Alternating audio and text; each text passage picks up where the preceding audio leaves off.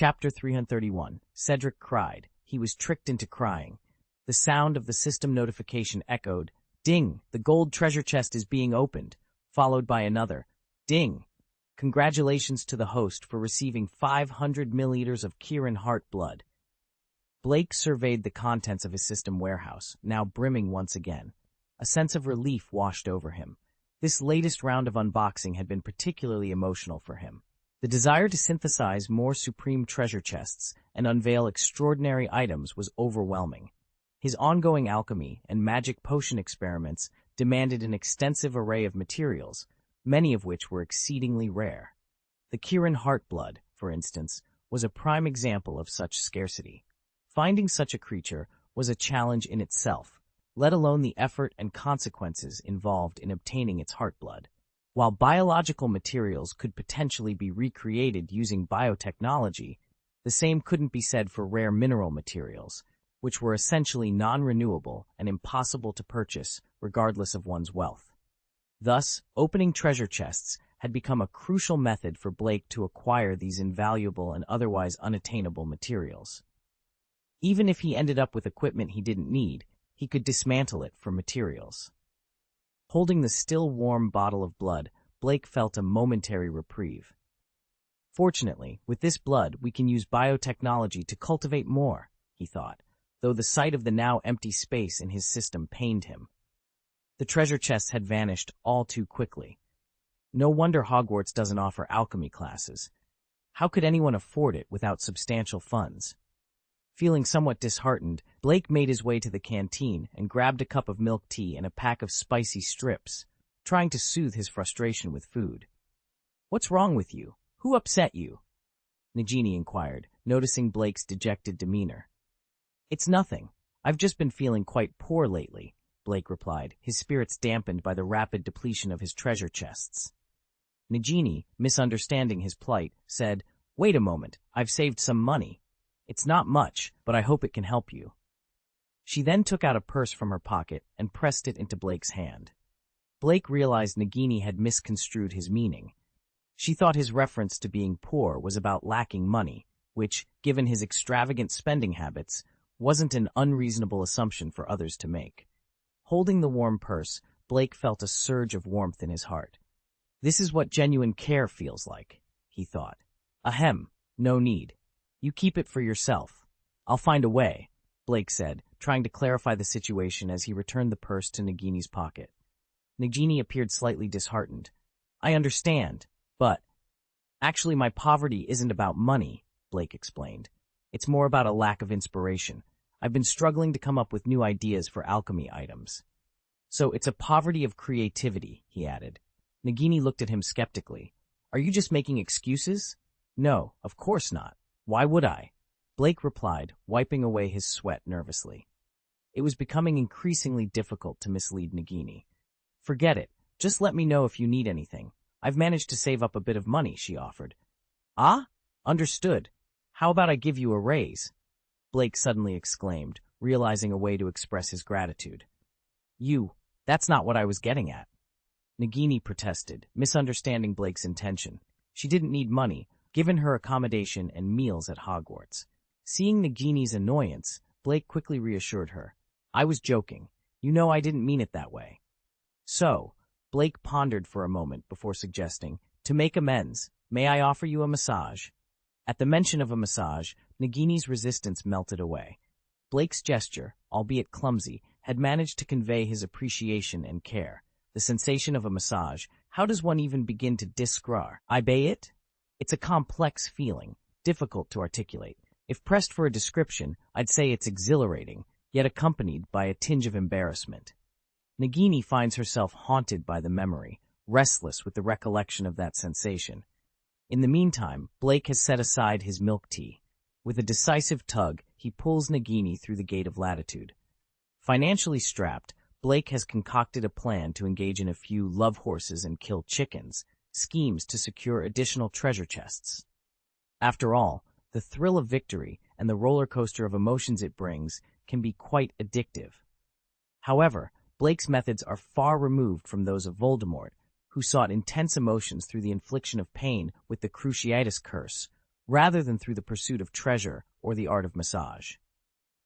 As Blake and Nagini delve into the nuances of massage techniques, Mr. Lovegood is burning the midnight oil at the Quibbler office, alongside 3 new recruits.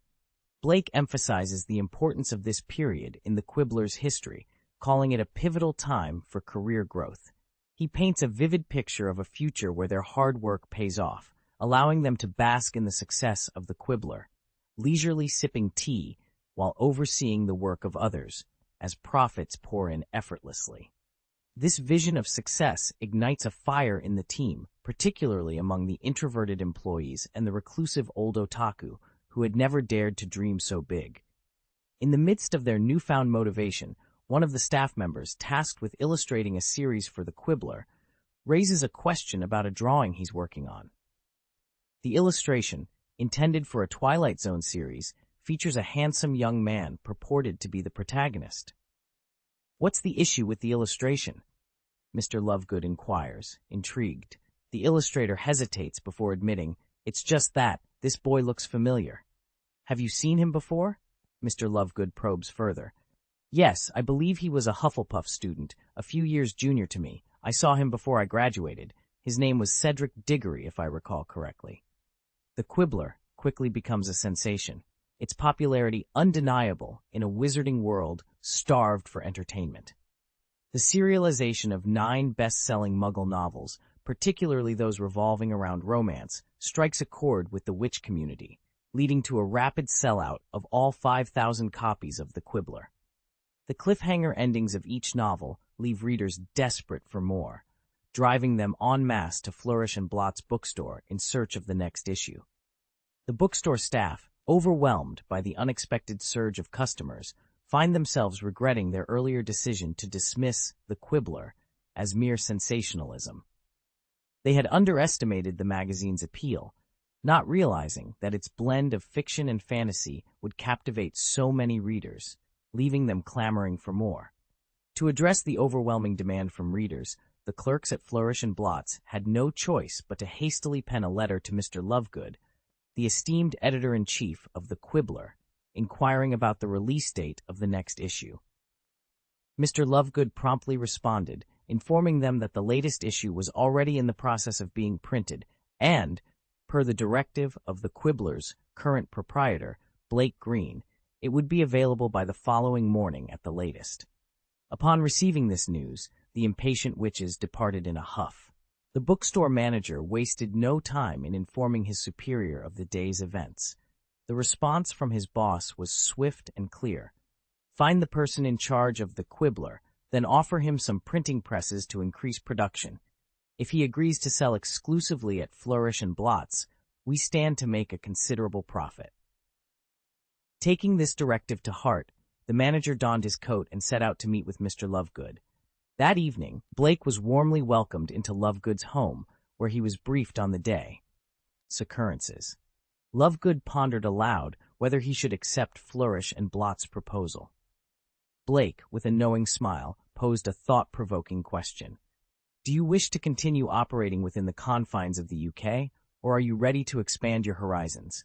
The idea of taking the Quibbler global, making it a household name among wizards worldwide, visibly excited Mr. Lovegood.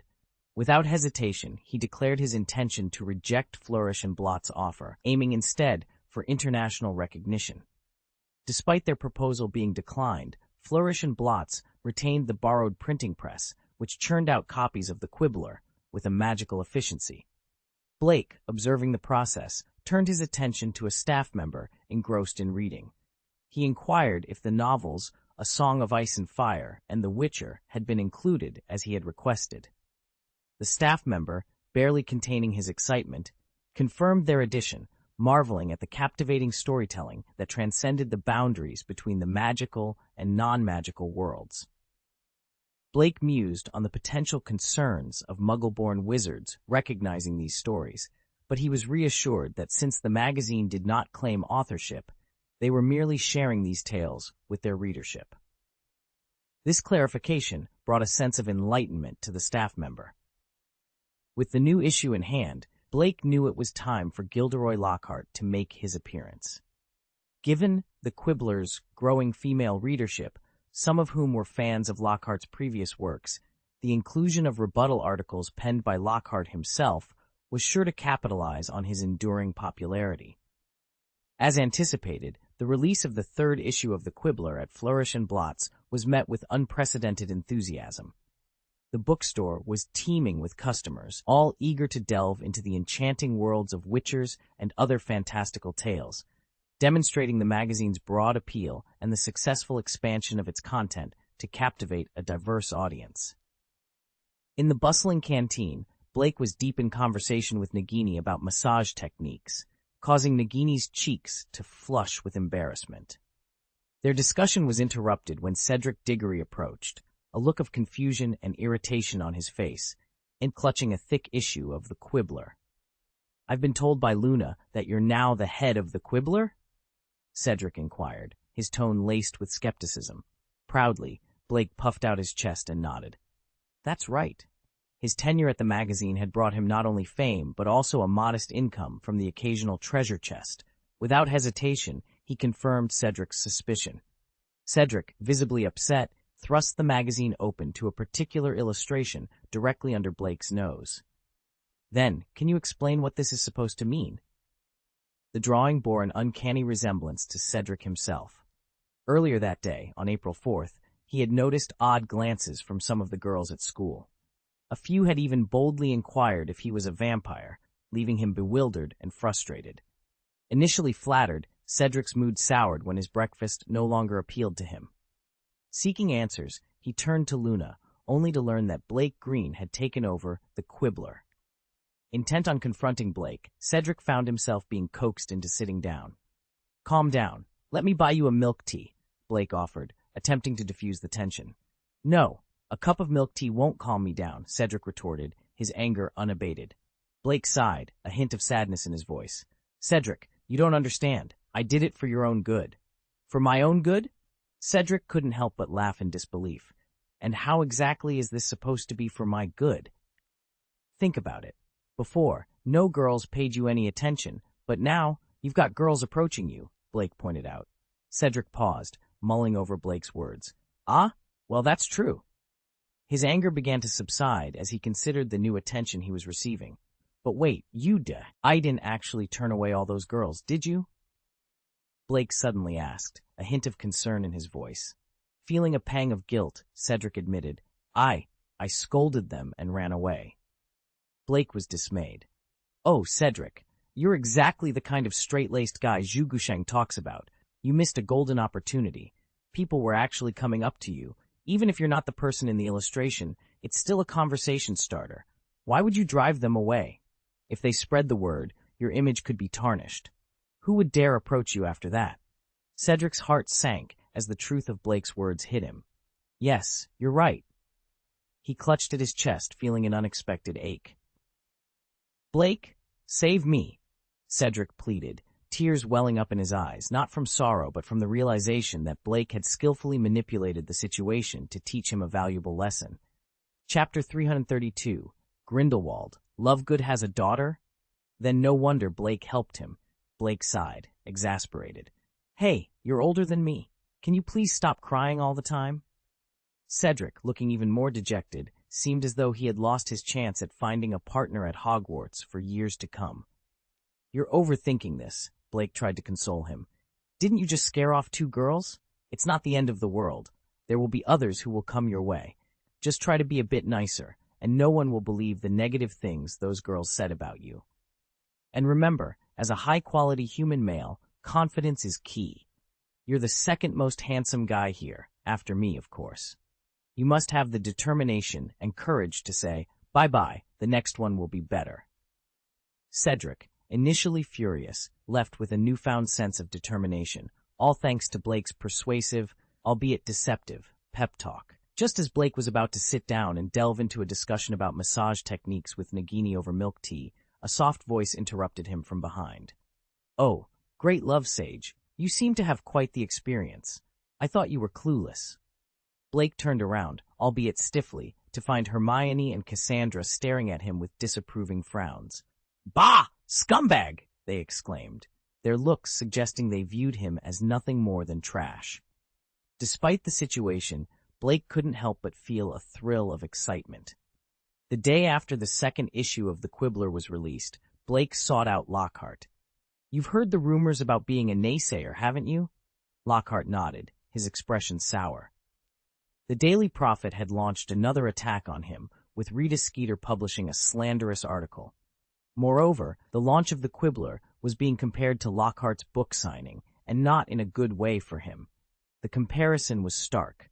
The Quibbler's release attracted a significantly larger crowd than Lockhart's signing had. Lockhart couldn't hide his jealousy. He was envious of Blake's success, especially considering The Quibbler was once a magazine nobody wanted even for free. Yet, in just a week, it had become a hot commodity, outselling any of Lockhart's books. Lockhart, who had always prided himself on his achievements, found Blake's success in just 7 days hard to swallow. His ego was bruised. "I heard," Lockhart began, his voice dull. "Then, start preparing now," Blake instructed. "I plan to feature your article in defense of yourself in the next issue of The Quibbler. Most of our readers are witches, and they'll be interested." Lockhart's spirits lifted at Blake's words. He had been frustrated by Rita's one-sided attacks, with no opportunity to retaliate. Now, there was a chance to fight back. He immediately went back to his desk, took out his quill and parchment, and began to write fervently. As he looked up to see Blake walking away, a flash of intense jealousy crossed his eyes. No platform had been willing to support him, but Blake, with a few clever moves, had elevated a once-dismissed magazine to a position where it could challenge the Daily Prophet. "If only I had Blake's abilities." Lockhart mused, his expression fierce, not noticing the quill piercing through the parchment. The Quibbler, now published every 3 days, had significantly enriched the lives of the wizarding community. Mr. Lovegood's efforts, supported by Blake, had turned the once-ignored magazine into a must-read publication, much to the chagrin of its competitors. The story that everyone is eagerly following is serialized in The Quibbler. Surprisingly, the articles Mr. Lovegood writes about magical creatures or his various novels don't attract as much attention. However, this doesn't bother him in the slightest. To him, it's of no consequence whether his work is placed on the last page of the magazine by Blake. His primary goal is to see The Quibbler flourish. Mr. Lovegood couldn't contain his emotions, tears of joy streaming down his face, as he exclaimed, "Finally, I have money to buy Luna a beautiful dress." The sales of The Quibbler were soaring, particularly after the renowned author Gilderoy Lockhart began contributing articles. Lockhart's decision to write for the magazine was a strategic move to counteract Rita Skeeter's slander and the unscrupulous reporting of the Daily Prophet. His reputation, combined with the allure of his sharp rebuttals, caused a significant spike in sales. Lockhart's fan base wasn't limited to just readers and book enthusiasts. He also had a substantial following among mothers. It seems that the human fascination with drama and excitement is universal, transcending the boundaries between muggles and wizards. Consequently, even those who weren't previously fans of Lockhart found themselves purchasing multiple copies of The Quibbler, eager to devour his fiery responses. This unexpected boost in sales propelled The Quibbler to unprecedented popularity. Following Blake's advice, Mr. Lovegood invested in a new workspace, moving operations from his home to a more suitable location. He also upgraded to more efficient and higher-quality printing presses to keep up with the demand. However, when Mr. Lovegood considered expanding his team, Blake cautioned him against it, highlighting the potential risks of sharing their unique strategy too widely. He stressed the importance of maintaining a small, trusted team during their critical phase of growth. Mr. Lovegood, feeling a sudden chill, surveyed his employees with a wary eye, questioning their loyalty. They quickly reassured him of their silence on the matter, having been won over by Blake's leadership and camaraderie. Recognizing the need for additional help with menial tasks, Blake introduced Dobby, a house elf, as the perfect candidate for the job. Despite Dobby's freedom and the general reluctance of wizards to employ a house elf for wages, Blake saw his potential and offered him a position. The other employees, assuming Dobby was under Blake's ownership, raised no objections, especially since Blake was responsible for his salary. Meanwhile, Vita Rohir presented Grindelwald with a copy of The Quibbler during his meal, drawing his attention to the magazine's support for Lockhart and the platform it provided for his rebuttals against Rita Skeeter. This development hinted at the magazine's growing influence and its role in shaping public opinion, even reaching the eyes of someone as notorious as Grindelwald. Lockhart seemed to have gained the upper hand in the debate, a fact that did not sit well with Grindelwald. His frustration was palpable, culminating in a moment of anger where he slammed the table, causing the steak on his plate to tumble off. "Bold! Who dares to oppose us?" he exclaimed, his voice echoing with fury. Vida, with a smile that seemed to carry a hint of mischief, responded, "It appears Blake is orchestrating things behind the scenes for this magazine." Her words momentarily stunned Grindelwald, who then composed himself and carefully placed the steak back onto his plate. "Ah, so it's him. That explains a lot," he mused, his anger subsiding into a mix of curiosity and begrudging respect. The Quibbler was nothing more than trash, but in just a week it's undergone a complete transformation, Vida remarked as she casually flipped through a copy of the magazine. "Even I find myself wanting to subscribe." "This Blake is truly remarkable. For someone his age to demonstrate such capability is astonishing," she continued, admiration evident in her tone. "He would make a worthy successor to your legacy." Grindelwald, however, was quick to dismiss the idea with a wave of irritation. "I've told you before, I won't force him into anything," he snapped, making his stance clear. "Don't bring this up again." "As you wish," Vida replied, her voice laced with a hint of resignation. Grindelwald's interest in the magazine grew, prompting him to examine it more closely. "Editor. Xenophilius Lovegood?" he read aloud, his curiosity piqued. Turning to Vida, he inquired, "Does this man have a daughter?" Vida confirmed with a smile. "Yes, he has a daughter who just started her first year at Hogwarts." This revelation seemed to amuse Grindelwald, who chuckled. "Ah, that makes sense! That clever boy!" Vida sighed, her thoughts drifting. She wished Grindelwald could have shared Blake's vision in the past, but it was a futile hope. Grindelwald, noticing her distant expression, asked, "What's the matter?" "Nothing," Vida replied briskly, her patience wearing thin. Grindelwald couldn't help but find Vida's mood swings baffling. "Blake must have his reasons for choosing this magazine," he mused aloud. "Tell the folks at the Daily Prophet that a fair debate is sufficient. They must refrain from employing underhanded tactics to undermine the Quibbler," he instructed.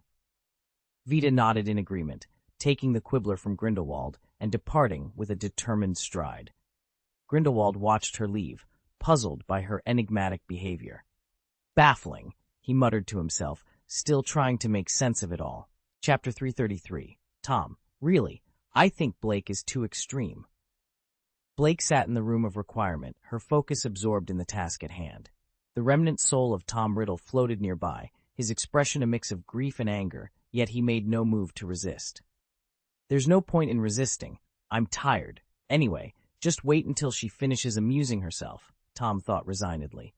He was convinced that Blake would eventually use a memory charm on herself, erasing all recollection of their encounters. Tom knew this because, paradoxically, each time he managed to escape, he would first inform himself of everything that had transpired, including the detailed accounts of how he had been insulted and mistreated. Tom considered himself cruel, but next to Blake he felt almost benign.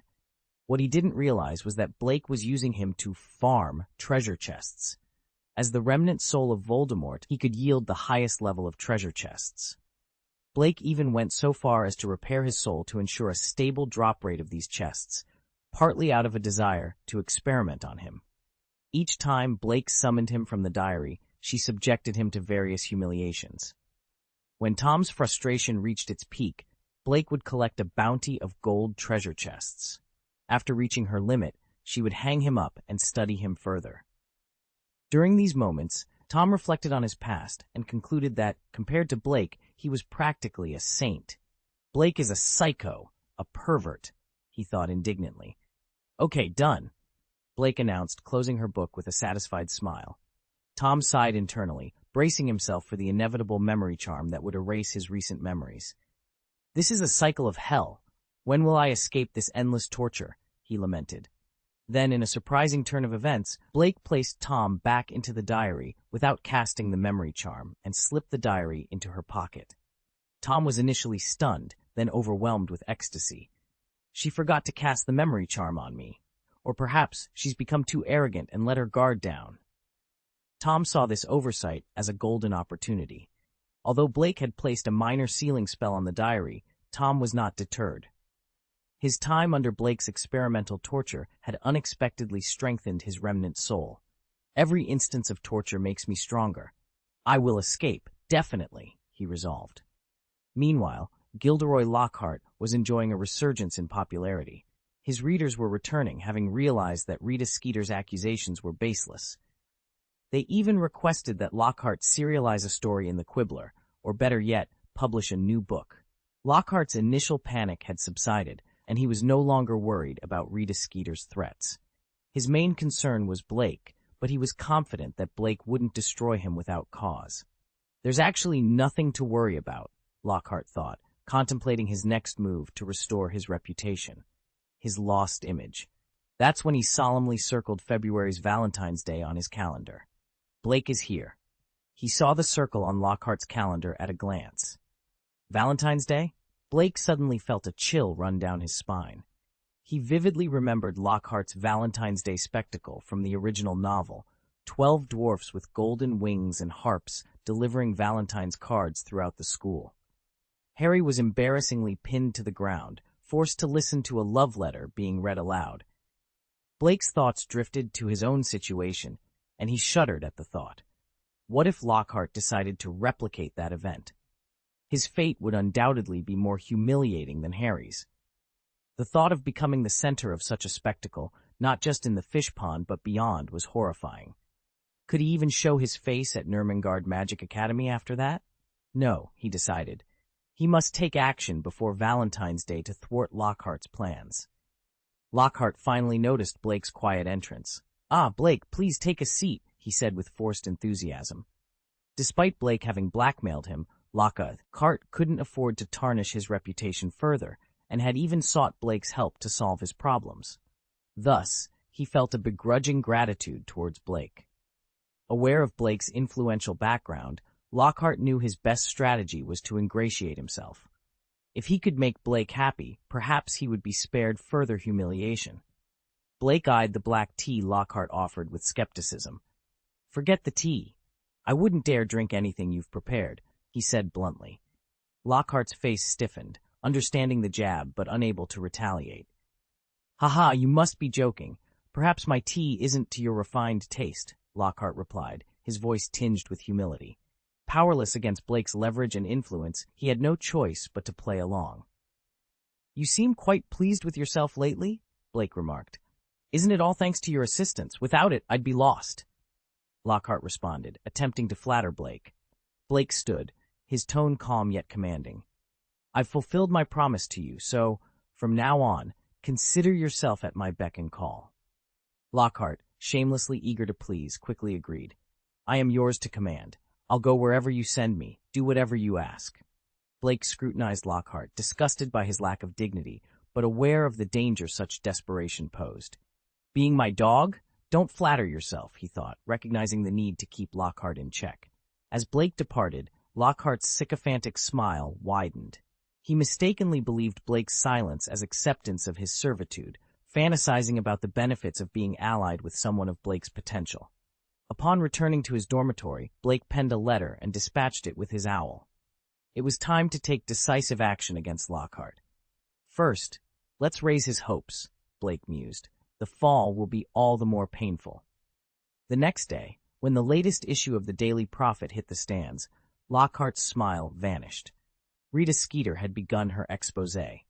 The front page headline screamed, "The unknown past of the beautiful proprietress of the Magic Beauty Salon, the true face of Lockhart." Initially, many had grown weary of Skeeter's sensationalist articles, but this time, the story piqued the public's interest. When Rita Skeeter's signature appeared on the front page, it immediately caught the attention of the wizarding community. The headline was particularly intriguing. "Beauty Boss of Magic Beauty Salon." In recent times, The Magic Beauty Salon in Diagon Alley had become a sensation among witches, setting a trend that left anyone who hadn't visited feeling decidedly out of the loop. The salon's unparalleled results had made it a beloved institution, and its owner, Agnes, had become a well-known figure, almost a friend to many for the miraculous transformations she facilitated. The article began with what seemed like a simple intention, to interview Agnes for a deeper insight into the popular beauty shop. However, it quickly took an unexpected turn. Rita revealed a shocking discovery from her past encounter with Agnes, who was once a patient in the permanent ward of St. Mungo's Hospital for magical maladies and injuries. This revelation led Rita to delve deeper, eventually connecting Agnes to Gilderoy Lockhart, a figure known for his dubious claims of heroism. Agnes shared a harrowing experience with Rita, recounting how Lockhart had betrayed her trust, attacked her, and left her with no memory of her identity. She spent years in St. Mungo's, lost and confused, until a kind soul helped her recover and funded her venture into the beauty salon business. Despite her fears that no one would believe her story over Lockhart's fame, Agnes's testimony, supported by an interview with Dr. Bohan, the director of St. Mungo's, painted a starkly different picture of the events. The article, complete with a photo of a tearful Agnes and compelling evidence from Dr. Bohan, left the readers in shock. Rita Skeeter, often criticized for her sensationalist reporting, had unveiled a truth that was hard to dismiss.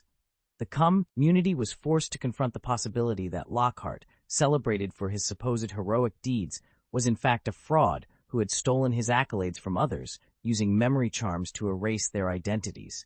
The revelation prompted many to visit the Magic Beauty Salon in St. Mungo's, seeking confirmation of Rita's claims. The unanimous conclusion was undeniable. Rita had reported the truth. Agnes's story, corroborated by Dr. Bohan's testimony about the lingering effects of the forgetting curse on patients, was a testament to her resilience and the dark reality behind Lockhart's fame. This incident had a profound impact on the wizarding world, challenging its perceptions and highlighting the courage of an unsung hero.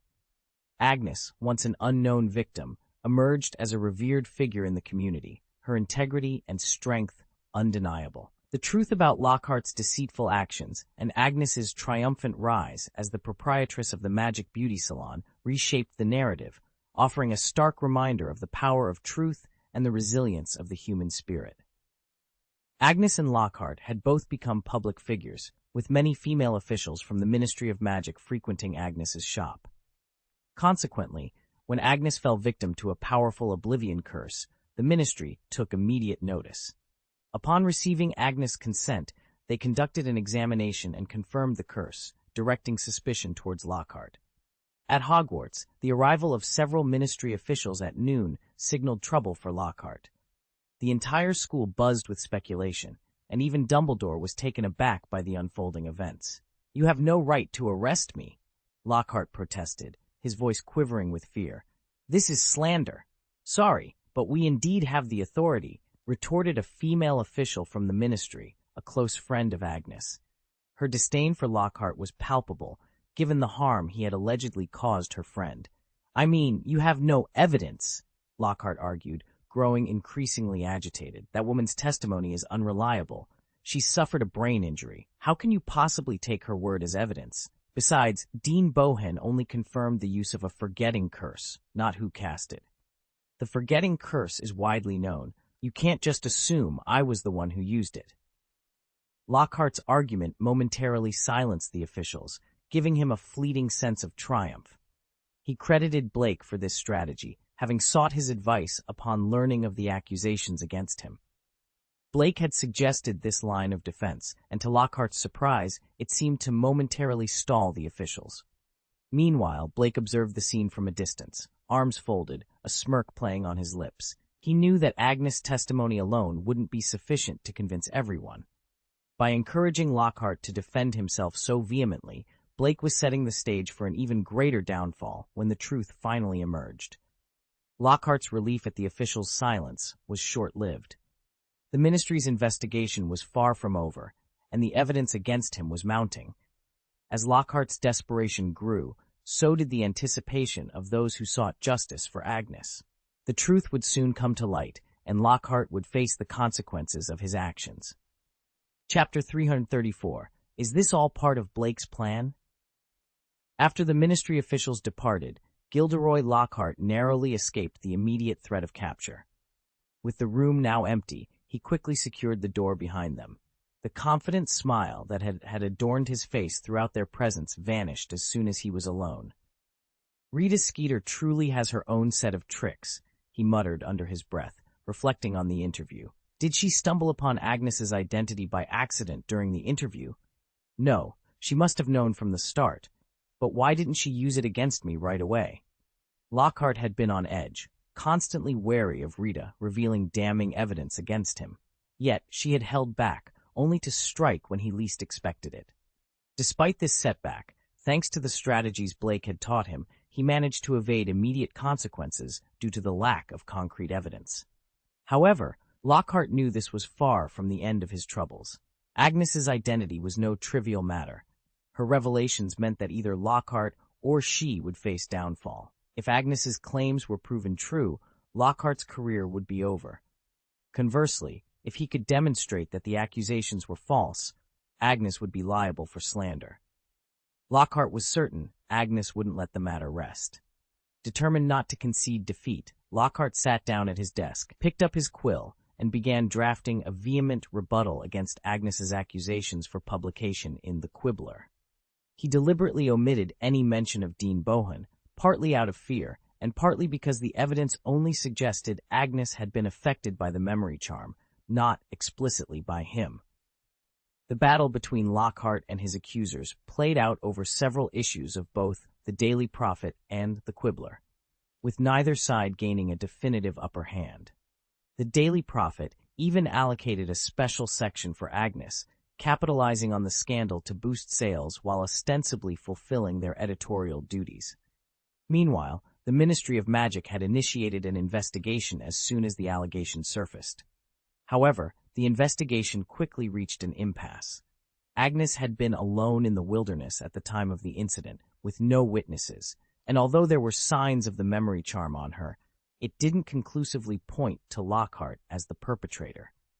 The possibility that someone else had tampered with her memory couldn't be dismissed.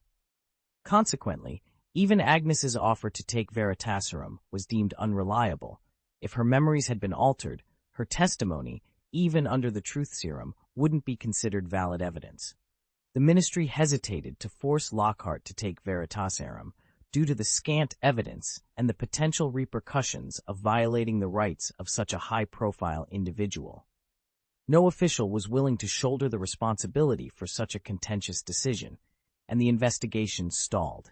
Lockhart breathed a temporary sigh of relief, but Rita Skeeter wasn't one to let the matter rest so easily. She publicly challenged Lockhart in her column. If Lockhart claims he's been wronged, why doesn't he bravely come forward and take the Veritaserum to clear his name? Agnes was willing to face the truth serum. Why won't he? The ministry suspects Agnes's memory might have been altered, but Lockhart isn't under any such suspicion. Why the hesitation, unless he's actually guilty and hiding behind the walls of Hogwarts? Rita's words resonated with many, compelling them to question Lockhart's innocence. If one were in Lockhart's position, wouldn't proving one's innocence be the first course of action? Lockhart, despite his eloquent rhetoric, found himself at a disadvantage because he refused to voluntarily take a truth serum to clear his name. Instead, he attempted to shift the focus away from himself. This caused many, including his own fans, to harbor deep suspicions about him. As a result, Lockhart's popularity plummeted at an alarming rate, leaving him distraught. Yet, the situation seemed to stabilize for the moment. At their mountaintop base, Agatha slammed a copy of the Quibbler on the table in frustration. This didn't even scratch Lockhart. What are the Ministry of Magic officials even doing? Why haven't they captured him and forced him to drink truth serum? Blake, seated comfortably in an armchair by the fireplace, took a leisurely sip of his honey tea. Agatha, relax. Lockhart is already starting to squirm.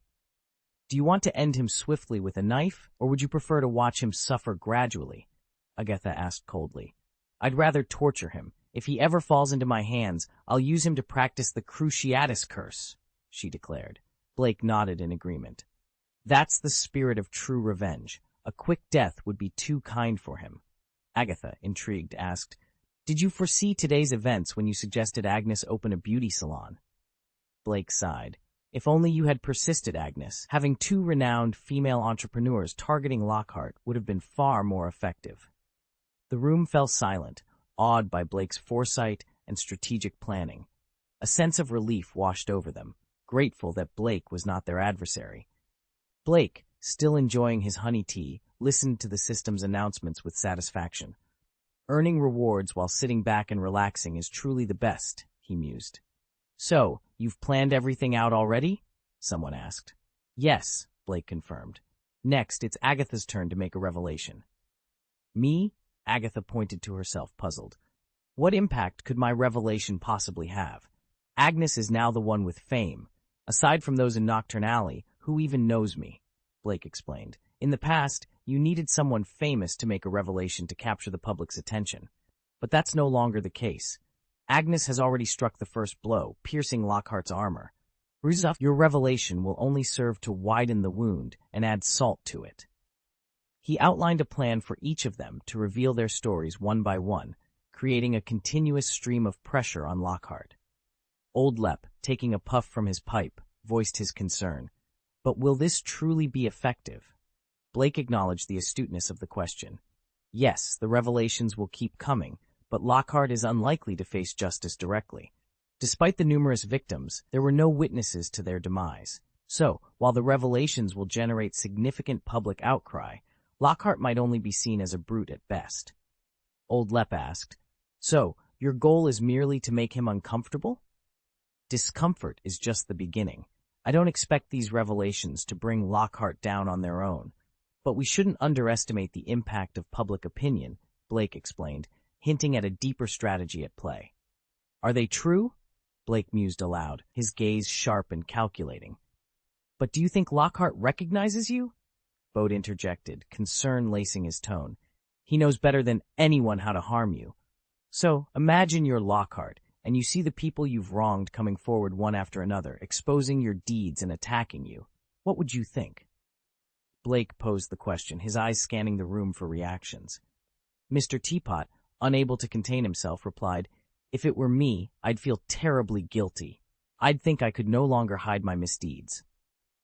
Blake snapped his fingers, a look of admiration directed at Bode. "Exactly. He'll be panicked and desperate." "And that's exactly what I need him to be," Blake declared, his eyes alight with a fierce determination.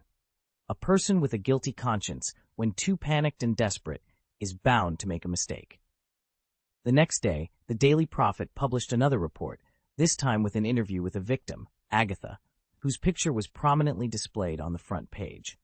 Lockhart, upon seeing it, was thrown into a state of panic.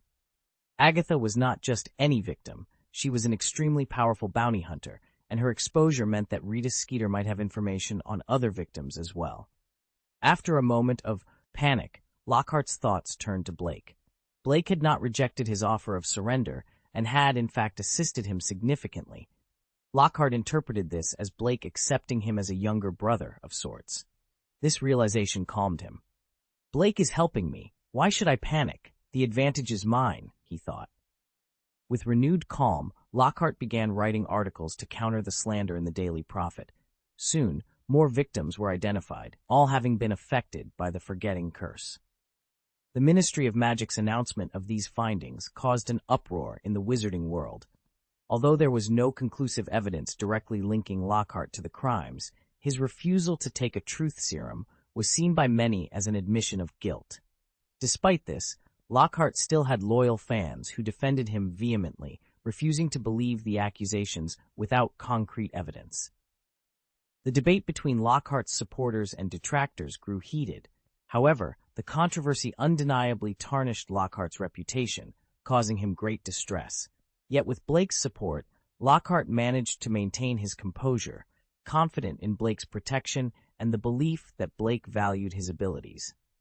As March arrived, Lockhart faced another blow when the Daily Prophet reported on a new victim, Ackerman Allen, the manager of Green's potion store. Lockhart was taken aback. He had no recollection of Allen, a detail that Blake had previously omitted. Manager of Green's potion store? Lockhart pondered, a sense of foreboding washing over him. Despite his initial shock, Lockhart remained defiant, convinced that with Blake and his allies' support, he had nothing to fear. Lockhart's mind was a whirlwind of thoughts. It all started when Blake hinted at having significant leverage over him. Then, out of nowhere, Rita Skeeter launched an attack against him.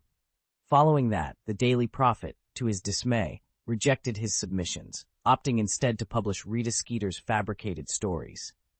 Amidst his turmoil, Blake extended a helping hand, only for a series of victims to emerge, each claiming to have been healed and aided by a benevolent individual. Upon piecing together the evidence, Lockhart couldn't help but conclude that Blake fit the description of the Good Samaritan, mentioned repeatedly in the articles. Blake's known healing abilities only solidified this suspicion. It dawned on Lockhart that Blake might be the one behind his misfortunes. The realization sent a chill down Lockhart's spine, rendering him numb. The very person he had relied on was possibly the architect of his downfall. The initial calm that had enveloped him evaporated, replaced by a maelstrom of despair, isolation, and panic. Impossible. It can't be. Why would Blake want to harm me? What does he gain from my downfall? He questioned, grappling with denial. Yet, the presence of Ackerman working in Blake's store added another layer of doubt. No, I must confront him. I need answers.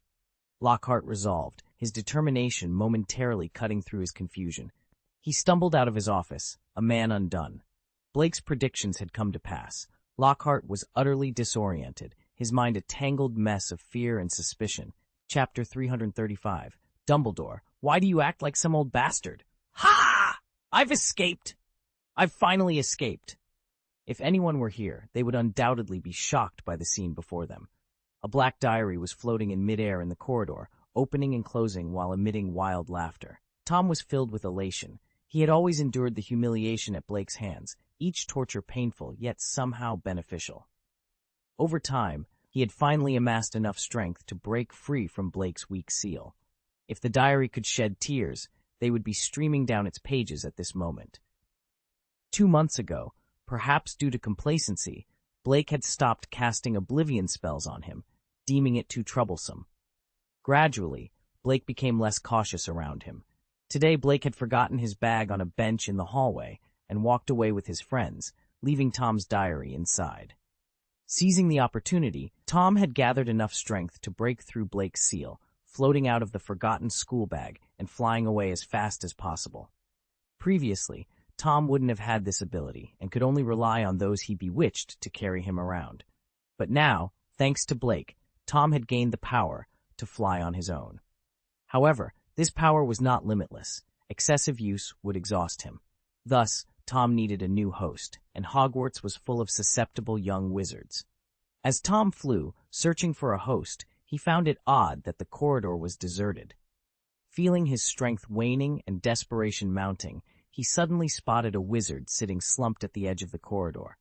Overjoyed, Tom realized this was a professor, and not just any professor, but one who appeared to be in the throes of an emotional breakdown. This was perfect. A professor could leave Hogwarts, allowing Tom to escape. And a professor in such a state would be an easy target for his possession.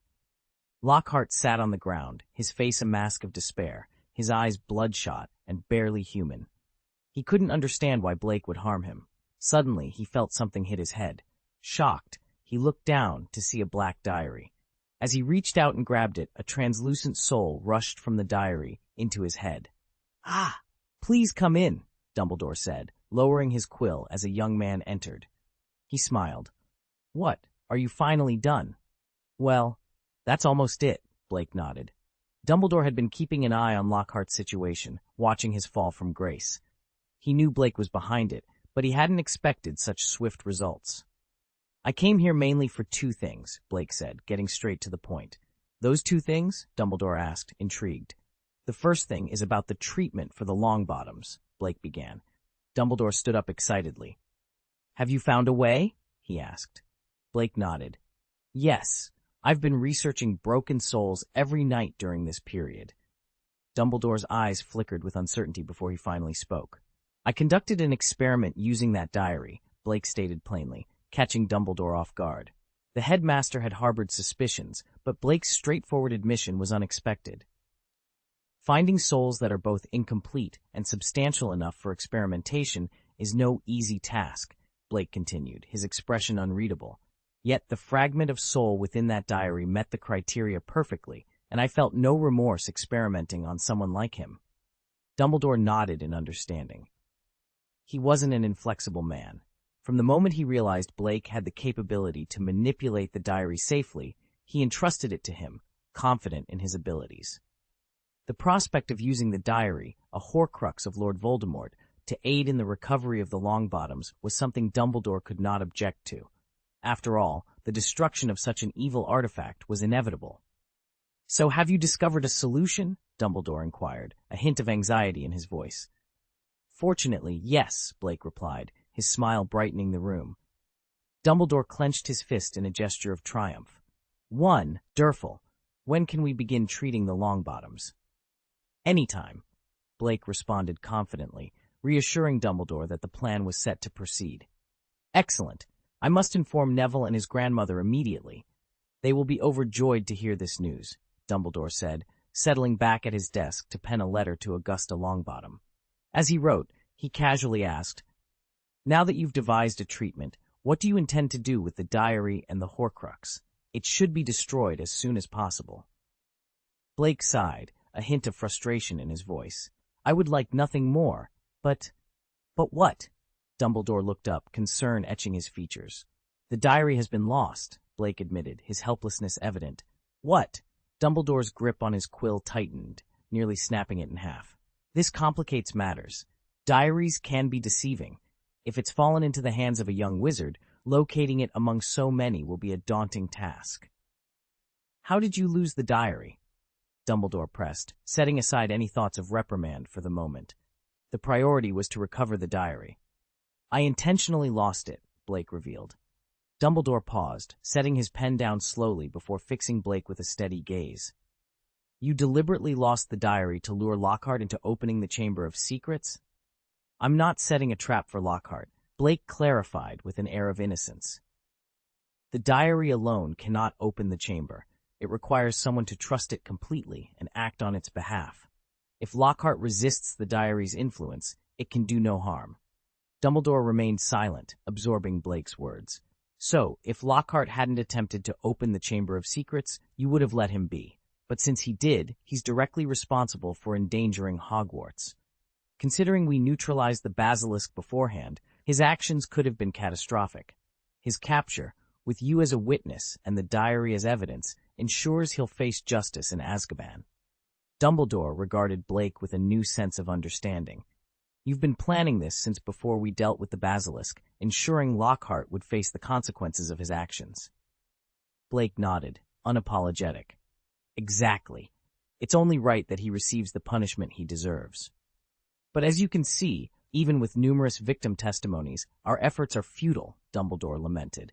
"The Ministry of Magic, paralyzed by fear of accountability, lacks the courage to confront him directly and administer Veritaserum. So essentially," Dumbledore continued with a heavy sigh, addressing Blake, "your plan was to tarnish his reputation first, then manipulate him into taking the diary, thereby implicating him in the act of opening the Chamber of Secrets and plotting harm against Hogwarts students." "I didn't coerce him into opening the Chamber of Secrets," Blake defended, spreading his hands. "If he hadn't opened it, he'd still be Gilderoy Lockhart, untouchable by us. But his decision to open the chamber changes everything." Dumbledore sighed again, his disappointment evident. "This method lacks honor. Why should we be honorable in dealing with those who are anything but?" Blake's retort left Dumbledore at a loss for words. Yet, Blake's resemblance to Grindelwald in that moment troubled Dumbledore deeply. Blake's strategy wasn't exactly a false accusation, but more akin to a sting operation. In a way, it was merciful, as it gave Lockhart a chance to redeem himself. If Lockhart truly desired to change, he wouldn't have heeded the diary's call to open the chamber. But Dumbledore knew better. Lockhart would undoubtedly succumb to his fears and open the chamber.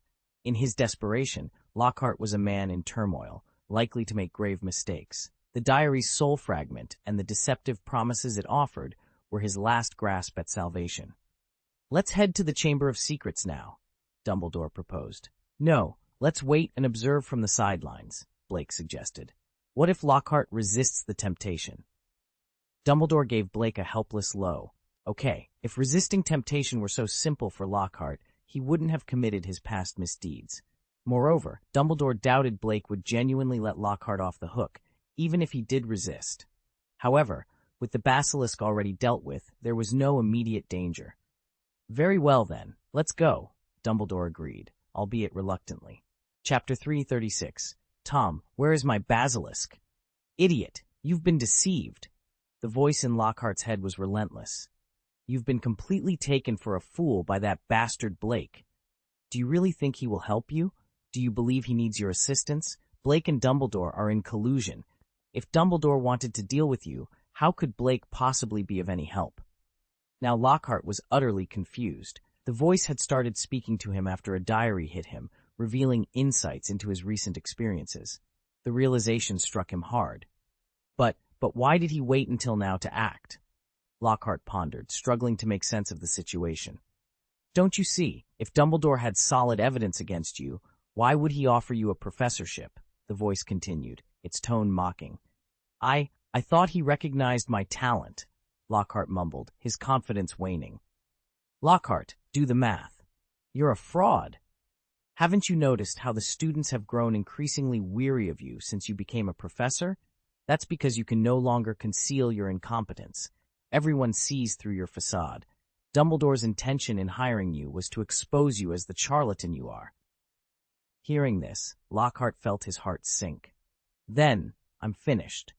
He realized the gravity of his situation. Dumbledore was plotting against him. Blake had betrayed him. His reputation was in tatters, and his career was over.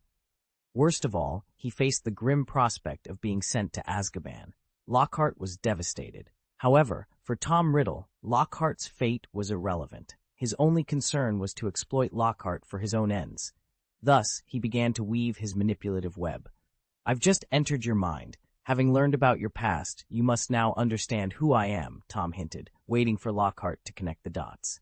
A shiver ran down Lockhart's spine as realization dawned on him. This voice belonged to young Voldemort. You don't have to fear, Lockhart. The Dark Lord rewards those who serve him well. Help me, and I can restore your career, elevating it to heights you've never imagined. Unlike Blake, you are indispensable to me. With your cunning, you surely understand who truly wishes to assist you. Lockhart, desperate and clinging to any semblance of hope, felt a flicker of optimism. He had always depended on Blake, believing that with Blake's support, he was safe.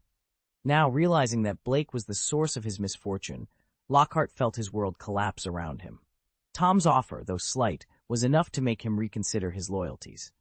Pondering his dire situation, Lockhart tentatively asked, "What do you need me to do?" "Take me out of Hogwarts," Tom demanded. "Okay, that seems simple enough," Lockhart replied, relieved that the task appeared straightforward. "But," Tom added, causing Lockhart's heart to skip a beat. He knew there had to be more to it. "What else do you require from me?" Lockhart inquired, apprehension creeping into his voice. "Before we leave, I want to prepare a parting gift for Dumbledore and that traitor Blake," Tom sneered. "A parting gift?" Lockhart echoed, curiosity piqued. "Just follow my instructions and go to a specific location," Tom commanded. Lockhart found himself on the second floor, stopping in front of the girls' bathroom. After ensuring the coast was clear, he entered without hesitation.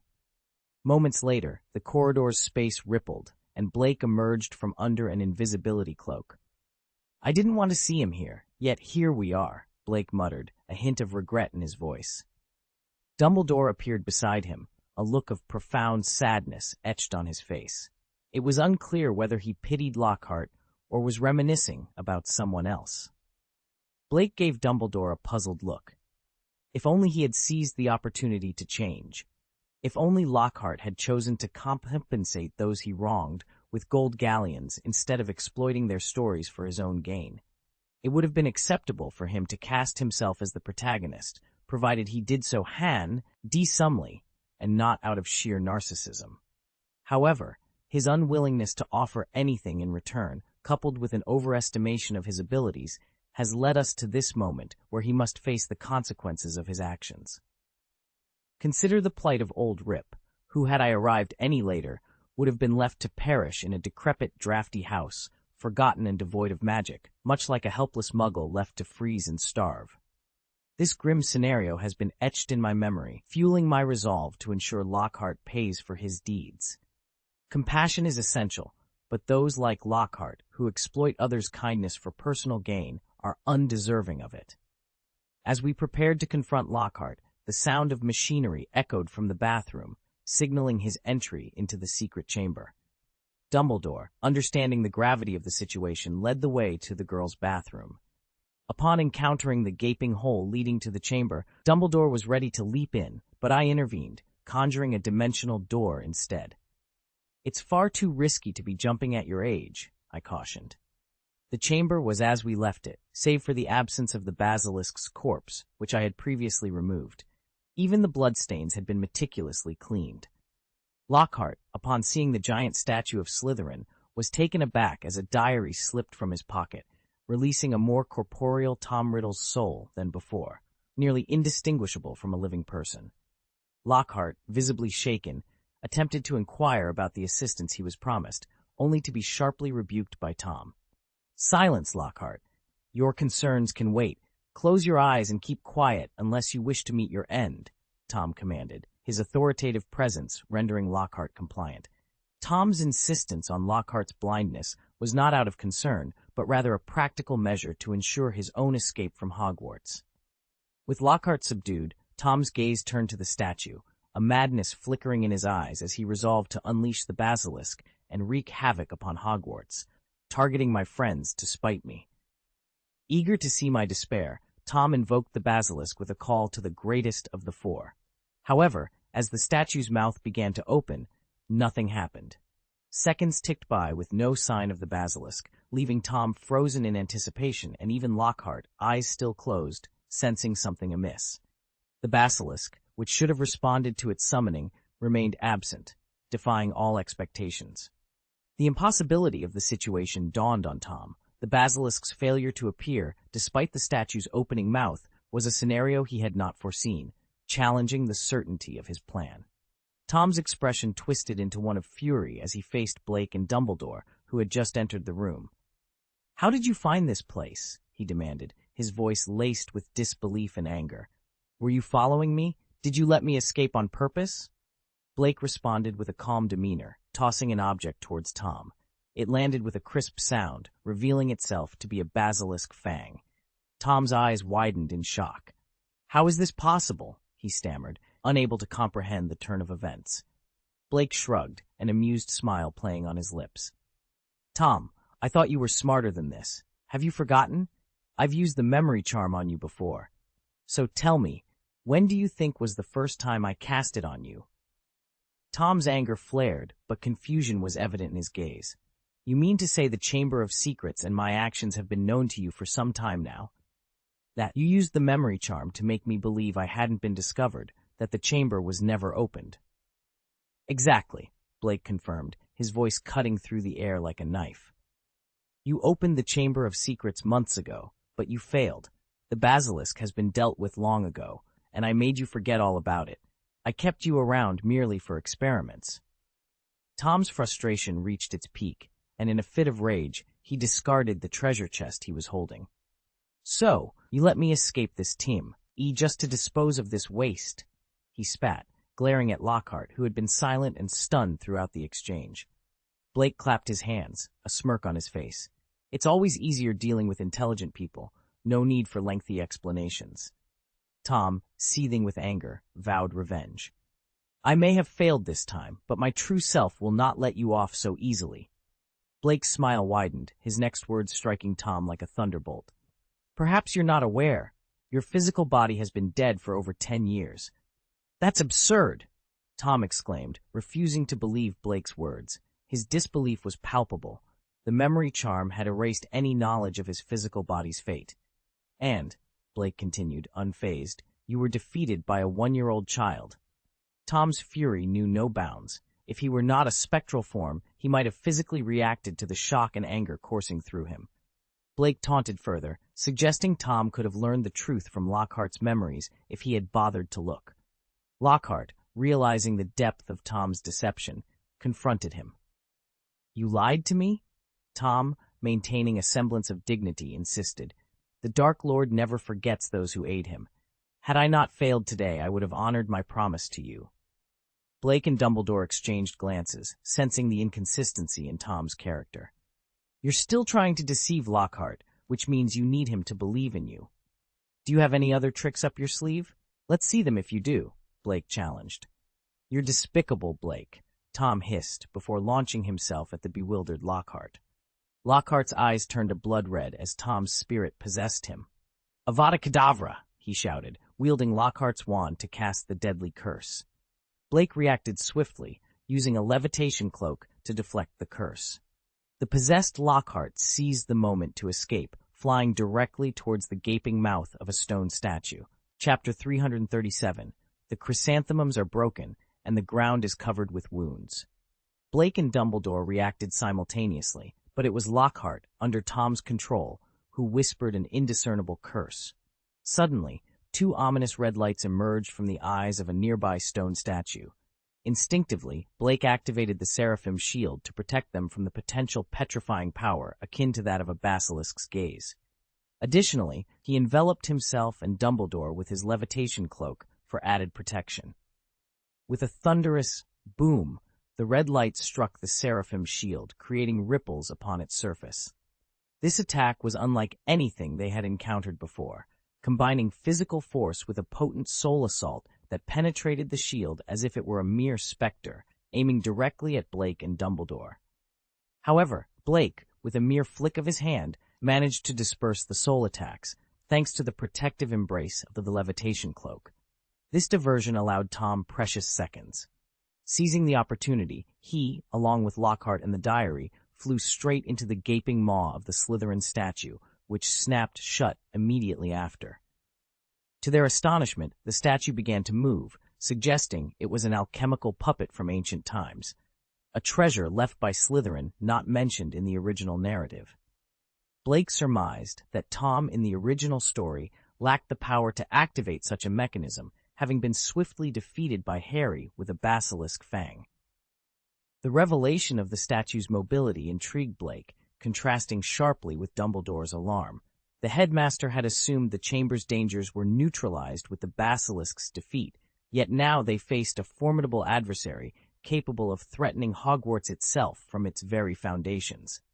The statue detached itself from the wall, leaving behind a human-shaped imprint, and spoke with a menacing tone, threatening to wreak havoc upon Hogwarts.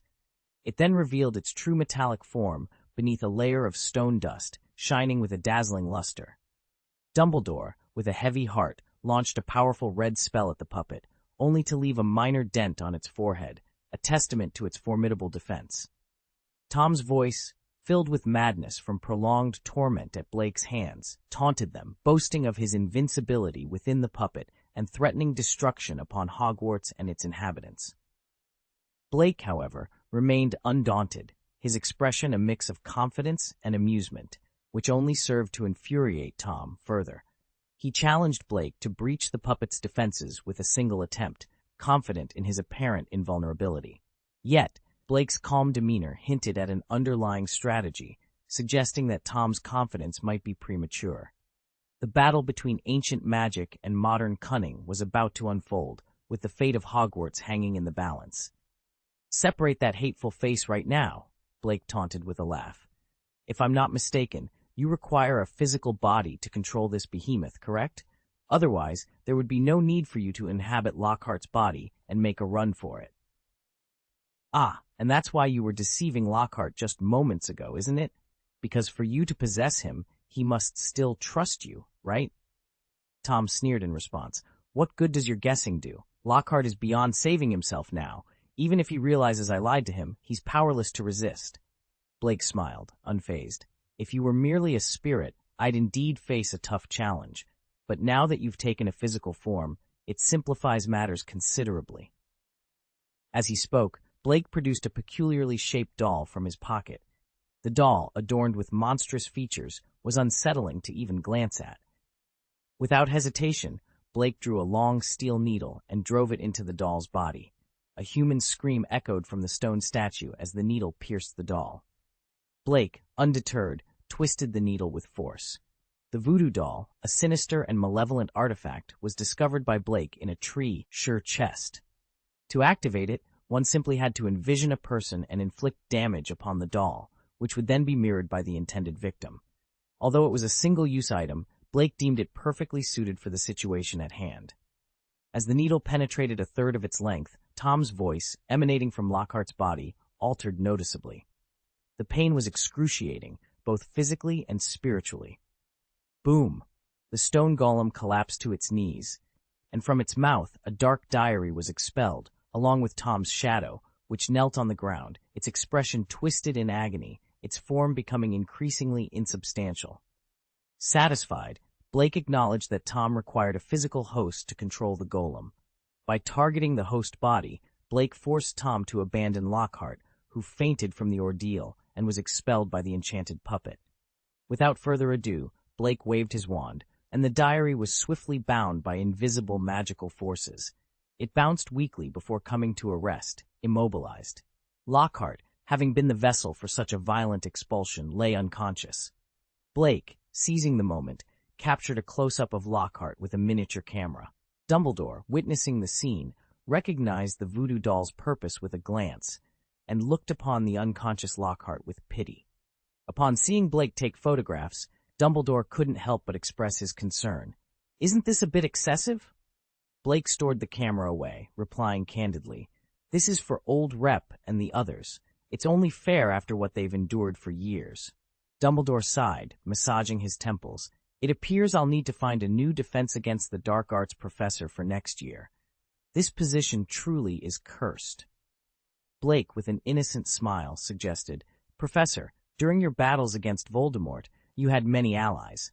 Why not appoint one of them as the professor? Surely, they possess more combat experience than Lockhart ever did." Dumbledore, taken aback by the suggestion, retorted playfully, "Nonsense! When did I ever become a boss with underlings?" Despite his refusal to acknowledge the idea, Dumbledore couldn't deny he already had a candidate in mind. As Dumbledore pondered the suggestion, he noticed Blake examining something on the surrounding pillars. "What are you looking for now?" he inquired, curiosity piqued by Blake's actions. "What are you doing?" Blake asked as he retrieved an item from his pocket. "Oh, I'm getting the camera. I've hidden several specially modified cameras around." The photos of Lockhart manipulating the giant puppet to wreak havoc in Hogwarts were all taken just now, and they are very clear. Now, we have sufficient evidence. Dumbledore was momentarily speechless, his gaze shifting to Lockhart, who lay unconscious on the ground. He sighed, a mix of relief and resignation in his breath. "We better find a therapist for Lockhart quickly. Gilderoy Lockhart's career is over." The next day, the Daily Prophet published a front-page story about Lockhart being apprehended by Aurors from the Ministry of Magic. The article was accompanied by moving photos showcasing Lockhart's bizarre gait. That day, many of Lockhart's fans saw their illusions shattered. However, more people were celebrating. Lockhart had been caught sabotaging Hogwarts, and the evidence against him was overwhelming. Not only was there a plethora of photographic evidence, but he was also caught in the act by Headmaster Dumbledore himself. Lockhart had no room for defense. Moreover, the Ministry of Magic could now act without fear of reprisal from Lockhart. He was no longer seen as innocent. A dose of high-quality Veritaserum revealed all his secrets, including his collaboration with the remnant soul of Voldemort and his habit of stealing others' stories, erasing their memories, and claiming their achievements as his own. Fudge, the Minister for Magic, was particularly alarmed by the revelation of Lockhart's association with Voldemort. Such news threatened the stability of his administration. Consequently, Fudge intervened to ensure that the Voldemort connection was omitted from the public narrative. When the trial results were announced 3 days later, the narrative had shifted. Lockhart was portrayed as a deranged individual intent on destroying Hogwarts, corroborating the stories written by Rita Skeeter. Fudge seized the opportunity to express his condolences to the victims, portraying himself as a compassionate leader. As for Lockhart, the overwhelming evidence against him led to his immediate incarceration in Azkaban, likely for the rest of his life. "Are you satisfied now?" Blake asked, setting down the Daily Prophet and addressing the group in front of him. Agnes's eyes were red with emotion. Agatha raised her glass of whiskey, declaring, "Refreshing!" "You deserve it," Wright shouted, while Ackerman, usually reserved, couldn't contain his joy, having consumed a bottle of Felix Felicis. "Happy? You might as well be happier," he exclaimed. Winsty added, "I can finally attend school with peace of mind." "We're very satisfied," Barry exclaimed. Old Rep, putting away his pipe, spoke earnestly. "No more words, Blake. Although I am old and my time is limited, I've decided to dedicate the rest of my life to you. Whatever you need me to do, I'll do it." "Old Rep, come with me," Blake said, allowing the rest of the group to continue their celebration. He led Old Rep to his room. "Are you sure you want to dedicate your life to me, Old Rep?" Blake asked. "If you don't mind that I am already dying, I will only obey you," Old Rep replied earnestly. "Old Rep, what I want to say is, if you truly wish to help me, then your remaining life might not be as short as you think," Blake said, a mysterious tone in his voice. Old Rep felt a chill in his hands as a strange ring appeared in his palm. "This is the Ring of Power. If you really want to follow me, then wear it," Blake said, offering a path that could change Old Rep's fate forever. Chapter 338, Blake's Decision. Old Rep caressed the peculiar gilt ring on his finger, its surface etched with intricate designs that seemed to pulse with a life of their own. He could sense the formidable power residing within it, almost as if the ring itself was whispering, beckoning him to embrace its might. A premonition washed over him, suggesting that donning this ring would bestow upon him benefits beyond his wildest dreams. Blake observed Old Rep's fascination with the ring, noting the spark of anticipation in his eyes, now clearer than ever. "You must sense the ring's power," Blake remarked, his voice laced with a solemn warning. "But consider carefully before you decide to wear it. Remember, nothing comes without a price." Old Rep's gaze shifted to Blake, curiosity etched on his face. "What will I lose by wearing this ring?" Blake's response was grave. "You will forfeit the ability to die and the freedom to defy me." The starkness of Blake's declaration took Old Rep aback. "Is that all?" he asked, puzzled. Blake frowned, concerned that Old Rep might not fully grasp the gravity of the situation. "You underestimate the severity of these consequences. You will be surrendering your freedom, becoming my most devoted servant." Old Rep's expression softened, a mix of amusement and resignation in his eyes. "But haven't I already offered my loyalty to you, my young master? And as for losing the ability to die, many would envy such a fate. After all, who truly desires death when your life-extending potions are in such demand? Why should I hesitate?" With those words, Old Rep slid the ring onto his right index finger. A brilliant white light enveloped him, and to his astonishment, his aged body began to rejuvenate, regaining the vigor and strength of youth. Wounds that had plagued him for years healed instantaneously. Simultaneously, the Supreme Lord of the Rings in Blake's possession glimmered with a similar light, enhancing his power significantly. Old Rep, now visibly younger and more robust, grinned. "See, not only have I grown stronger, but my loyalty to you remains unwavering. The price you mentioned holds no weight for me." Blake sighed, a hint of guilt in his voice. "I admit, my motives weren't entirely selfless. I desired a powerful ally, hence my eagerness for you to accept the ring." Old Rep chuckled, understanding Blake's predicament. "It's only natural to seek something in return for such a gift. And you're too young to appreciate the relief of being freed from old injuries. Don't trouble yourself with guilt. If I felt wronged, it would be a true disappointment." He then added, "Don't sell yourself short. I would proudly serve you. In all my years, I've never encountered a wizard of your caliber. Following you, I'm certain will achieve greatness." With that, Old Rep packed his pipe, his demeanor relaxed and content. Blake, however, felt it was time to depart from the mountaintop base. He had not prepared rings for others, as crafting such powerful artifacts required rare materials and suitable candidates. Among those at the base, only Agatha came close to meeting his standards, but her aggressive nature made him hesitant. After instructing Old Rep to keep the ring's existence a secret, Blake hurried back to Hogwarts. There were pressing matters awaiting him, including a delayed plan to aid the Longbottoms. Upon his return, he found that while Lockhart's issue had been resolved, more significant challenges awaited, with Dumbledore. The Chamber of Secrets was in dire need of repair, with the professors working tirelessly to mend the damage. The havoc caused by a stone golem had even shaken the foundations of Hogwarts Castle above, prompting fears of a potential collapse.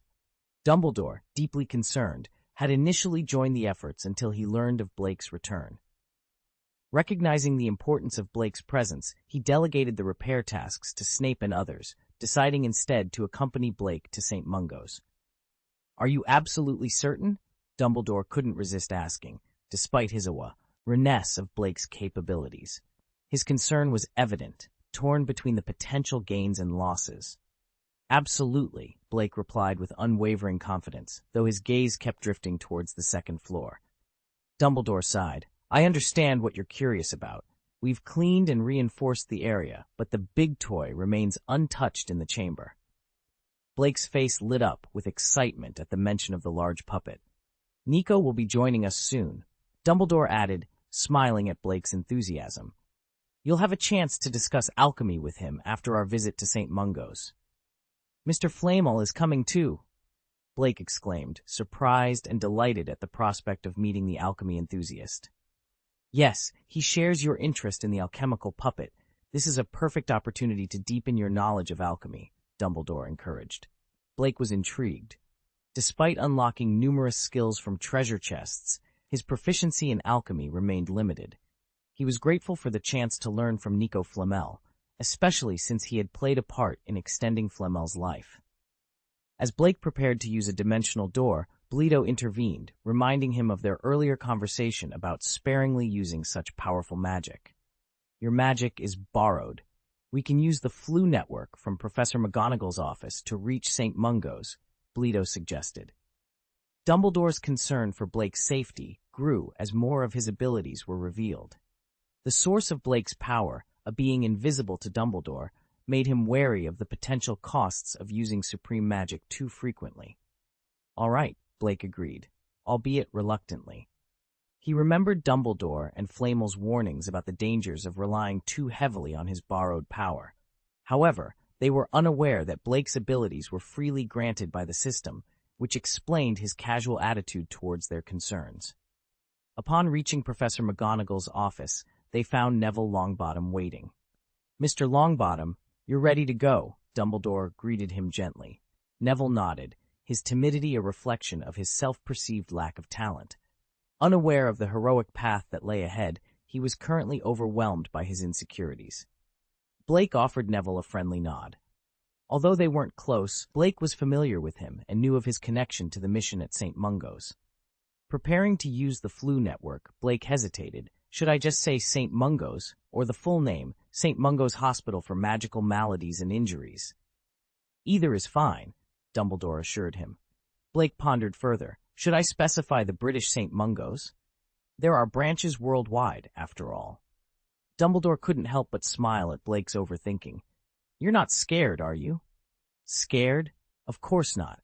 I've just never used Flu powder before," Blake admitted quietly.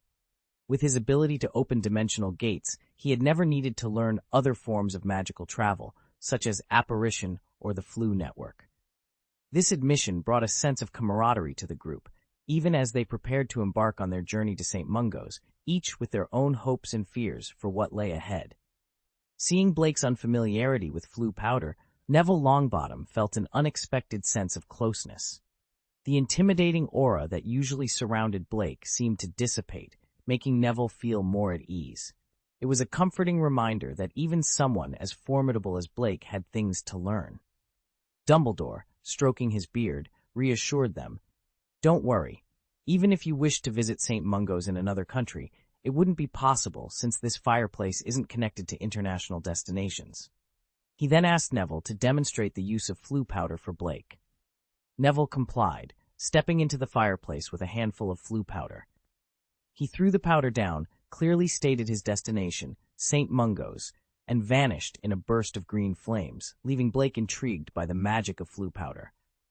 Dumbledore, observing the interaction, commented, "You noticed Neville was nervous, so you pretended to be unfamiliar with Flu powder to put him at ease, didn't you?"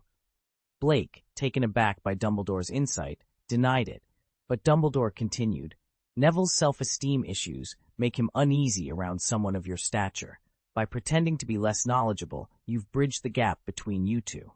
Blake chose not to argue further, silently acquiescing to Dumbledore's interpretation, though internally he disagreed.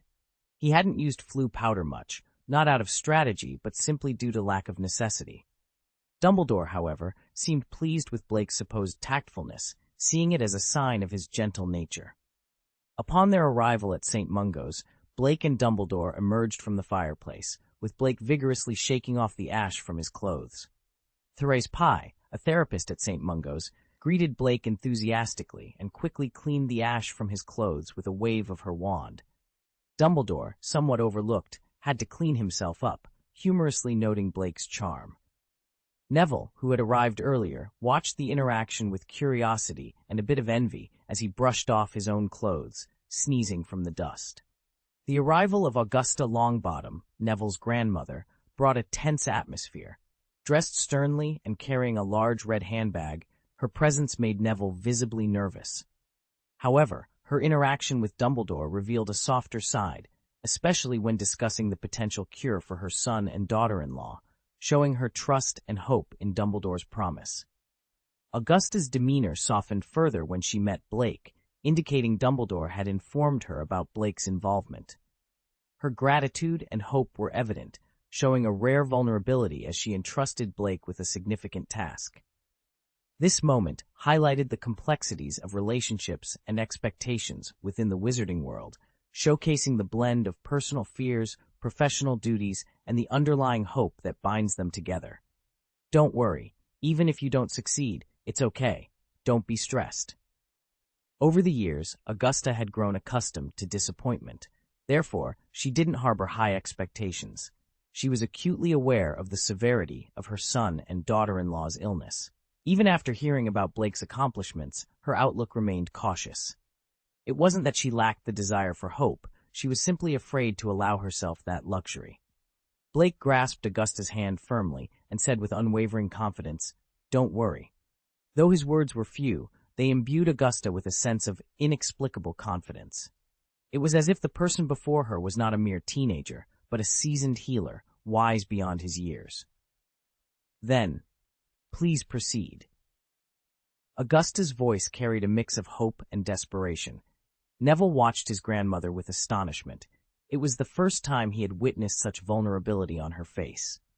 Over the years, all of Augusta's displayed calmness and determination in front of him had been a facade. This revelation shed new light on his grandmother's strength, revealing the depth of her love and concern for her family. It also underscored the immense trust she was placing in Blake, a testament to his growing reputation and abilities. Chapter 339. Welcome home, Mr. Longbottom.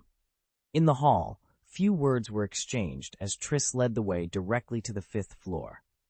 On our ascent, we encountered Dean Bohan, who, having received the news, was eager to witness how Blake would handle the patients that had long eluded successful treatment. Dean Bohan had intentionally limited the audience to avoid overwhelming Blake, understanding that a crowd might impede his performance. Blake appreciated this consideration, as he preferred not to be the center of attention. "If you need anything, just let us know," Dean Bohan offered warmly. Blake's previous visit to St. Mungo's had been immensely beneficial, significantly enhancing the healer's skills, so Bohan was understandably enthusiastic. Blake hesitated for a moment before responding. "I'll need some hot water, clean towels, and some nutritional supplements prepared." "Of course," Bohan agreed, nodding before turning to Triss, who had already anticipated these needs. The group continued their journey to the 5th floor, reaching the permanent ward, which now seemed more deserted than before. Blake's last visit had resulted in the recovery of many patients, leaving only the Longbottoms behind. The ward had been reduced in size, no longer requiring the use of the invisible stretching charm due to the decreased number of patients. In the ward, only 2 beds remained, occupied by Frank and Alice Longbottom, who sat facing each other in a daze. Neville and Augusta approached them quietly. To Blake's astonishment, upon seeing Neville, Frank and Alice's eyes, though dimmed by their shattered souls, suddenly showed a spark of recognition. This unexpected sign of memory, despite their severe soul damage, was a testament to the profound power of love, a force Dumbledore had often lauded for its miraculous potential. Indeed, strong emotions, whether of love or hate, serve as potent catalysts for magic. Alice weakly raised her hand towards Neville, who tenderly accepted a colorful candy wrapper from her grasp. To Neville, it was as if he had received the world's most precious gift, which he carefully stored in his pocket. Augusta's eyes welled with tears at the sight. "Neville," Augusta chided softly, her voice tinged with concern. Blake, observing the exchange, remained patient and understanding. Addressing Neville's worry, he assured, "If there was any risk to their lives from my treatment, I wouldn't have come today." Neville, after a moment of contemplation, declared, "I believe you." With a nod, Blake prepared his wand, just as Tris entered with the requested items. "Let's start by giving them each a bottle of the nutritional supplement.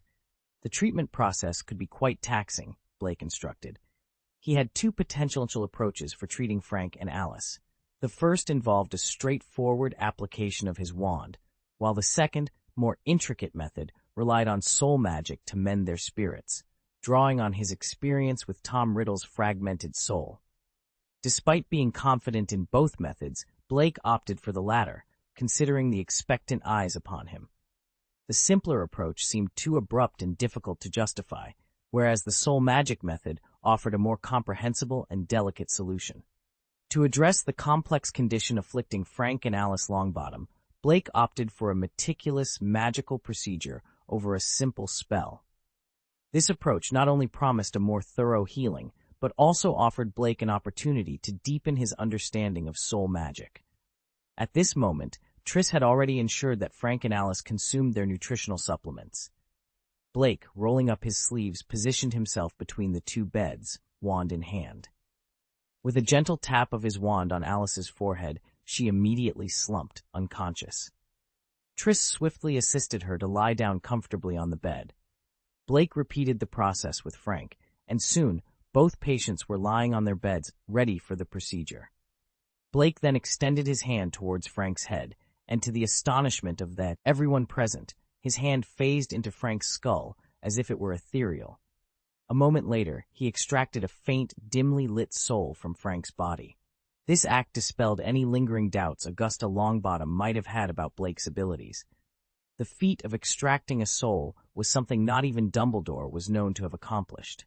To the onlookers, Frank's soul appeared dim yet undamaged. However, through Blake's eyes of truth, the soul revealed its true condition.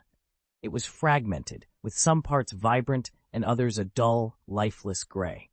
These dimmer fragments represented parts of the soul that had suffered severe damage. Blake, with practiced ease, began the delicate task of revitalizing these damaged soul fragments. This was a procedure he had perfected through his work on Voldemort's fragmented soul, which he had nearly fully restored. Frank's soul, being not as severely fragmented, responded well to Blake's ministrations. As Blake worked, his actions might have seemed perplexing to the observers, but Tris noticed a significant change. She whispered to Dean Bohan that Frank's soul seemed to be growing brighter. Dean Bohan, initially dismissive, soon realized Tris was correct. Frank's soul was indeed becoming more vibrant and cohesive, a sign of significant improvement. Blake continued his focused efforts, channeling soul power into Frank's soul. When he addressed the last of the damaged fragments, a pained expression crossed Frank's face, a reaction to the resurgence of traumatic memories. Blake quickly alleviated this discomfort with a gentle tap of his wand, then proceeded to use soul magic to further strengthen the soul, filling the gaps between fragments like glue. As Blake completed the final touches, smoothing over the last imperfections, he carefully reinserted Frank's soul into his body. Taking a deep breath, Blake then snapped his fingers near Frank's face and commanded, "Frank Longbottom, wake up!" At Blake's words, Frank's eyes fluttered open, marking the successful conclusion of a procedure that not only showcased the depth of Blake's magical prowess, but also offered a new hope for the Longbottoms. Frank's eyes snapped open, filled with defiance. "I will never give in, you beasts!" he roared, surging to a sitting position. However, his fiery gaze softened into one of sheer astonishment as he took in the faces surrounding him. Among them, he He recognized Dumbledore and his mother, both looking at him not with anger but with something else entirely. Seeing this, Blake let out a sigh of relief. "Welcome home, Mr. Longbottom," he said, a warm welcome in his voice. Chapter 340, The Quibbler Has Ceased Publication? We Don't Agree. What's happening? Where are Bella and the others? Frank was utterly bewildered. Just moments ago, he was being tormented by several Death Eaters, led by Bellatrix, under the excruciating Cruciatus curse. Yet, in the blink of an eye, his surroundings had transformed. Unfamiliar with the concept of time travel, Frank couldn't help but wonder if he had somehow journeyed through time. "It's over, my dear. It's all over." Augusta enveloped Frank in a tight embrace, tears streaming down her face. Neville, standing to the side, observed his father with a mix of unease and curiosity. The image of his father, once clear in his memory, had long since faded, rendering this reunion both familiar and foreign. Frank, noticing Augusta's aged appearance, expressed his confusion. "Mom, you've aged. What happened?" His gaze then shifted to Neville, a sense of recognition dawning on him. You're Neville." Augusta proceeded to recount their family's story to Frank. Meanwhile, Blake seized the opportunity to rest, pulling up a stool and taking the towel from Triss to wipe his sweat. Despite the negligible magical energy expended, the mental fatigue was undeniable. Realizing the hot water and towels were intended for her use, Triss hurriedly prepared a basin of hot water for Blake. Dumbledore, with a flick of his wrist, conjured a cup of bubble-milk tea and offered it to Blake with a smile. "Well done, Blake. I'm proud of you." The sight of the milk tea instantly brightened Blake's spirits, the sweet beverage providing a much-needed refreshment. After offering his encouragement, Dumbledore approached Frank. Dean Bowen, meanwhile, observed Blake with a mix of eagerness and curiosity, reminiscent of a long-time bachelor beholding a vision of beauty. This comparison made Blake's skin crawl. Dean Bowen had been itching to inquire about the healing process, having been too stunned to notice the details earlier. However, he hesitated to disturb Blake's rest. Eventually, Blake initiated a conversation with Dean Bowen. "The Longbottoms have been at St. Mungo's for years," he began. "Their physical injuries healed long ago, but the Cruciatus curse inflicts severe damage on the soul, in addition to the body. It's primarily a curse that targets the soul." Dean Bowen nodded in understanding, his confusion finally addressed. The Longbottoms' persistent unconsciousness, unlike Mr. Bode's delusion of being a teapot, stemmed from their soul's affliction. "So the issue lies with the soul?" Dean Bowen asked, recalling how Blake had extracted the soul for healing. "Yes, the Cruciatus curse severely harmed their souls. My task was to mend the damage," Blake explained. Dean Bowen, intrigued, asked, "And you're willing to share this soul-healing technique with us?" Blake's willingness to impart such a valuable healing method without seeking anything in return took Dean Bowen by surprise. Previously, Blake had generously taught them a spell for regenerating severed limbs, leaving Dean Bowen feeling indebted.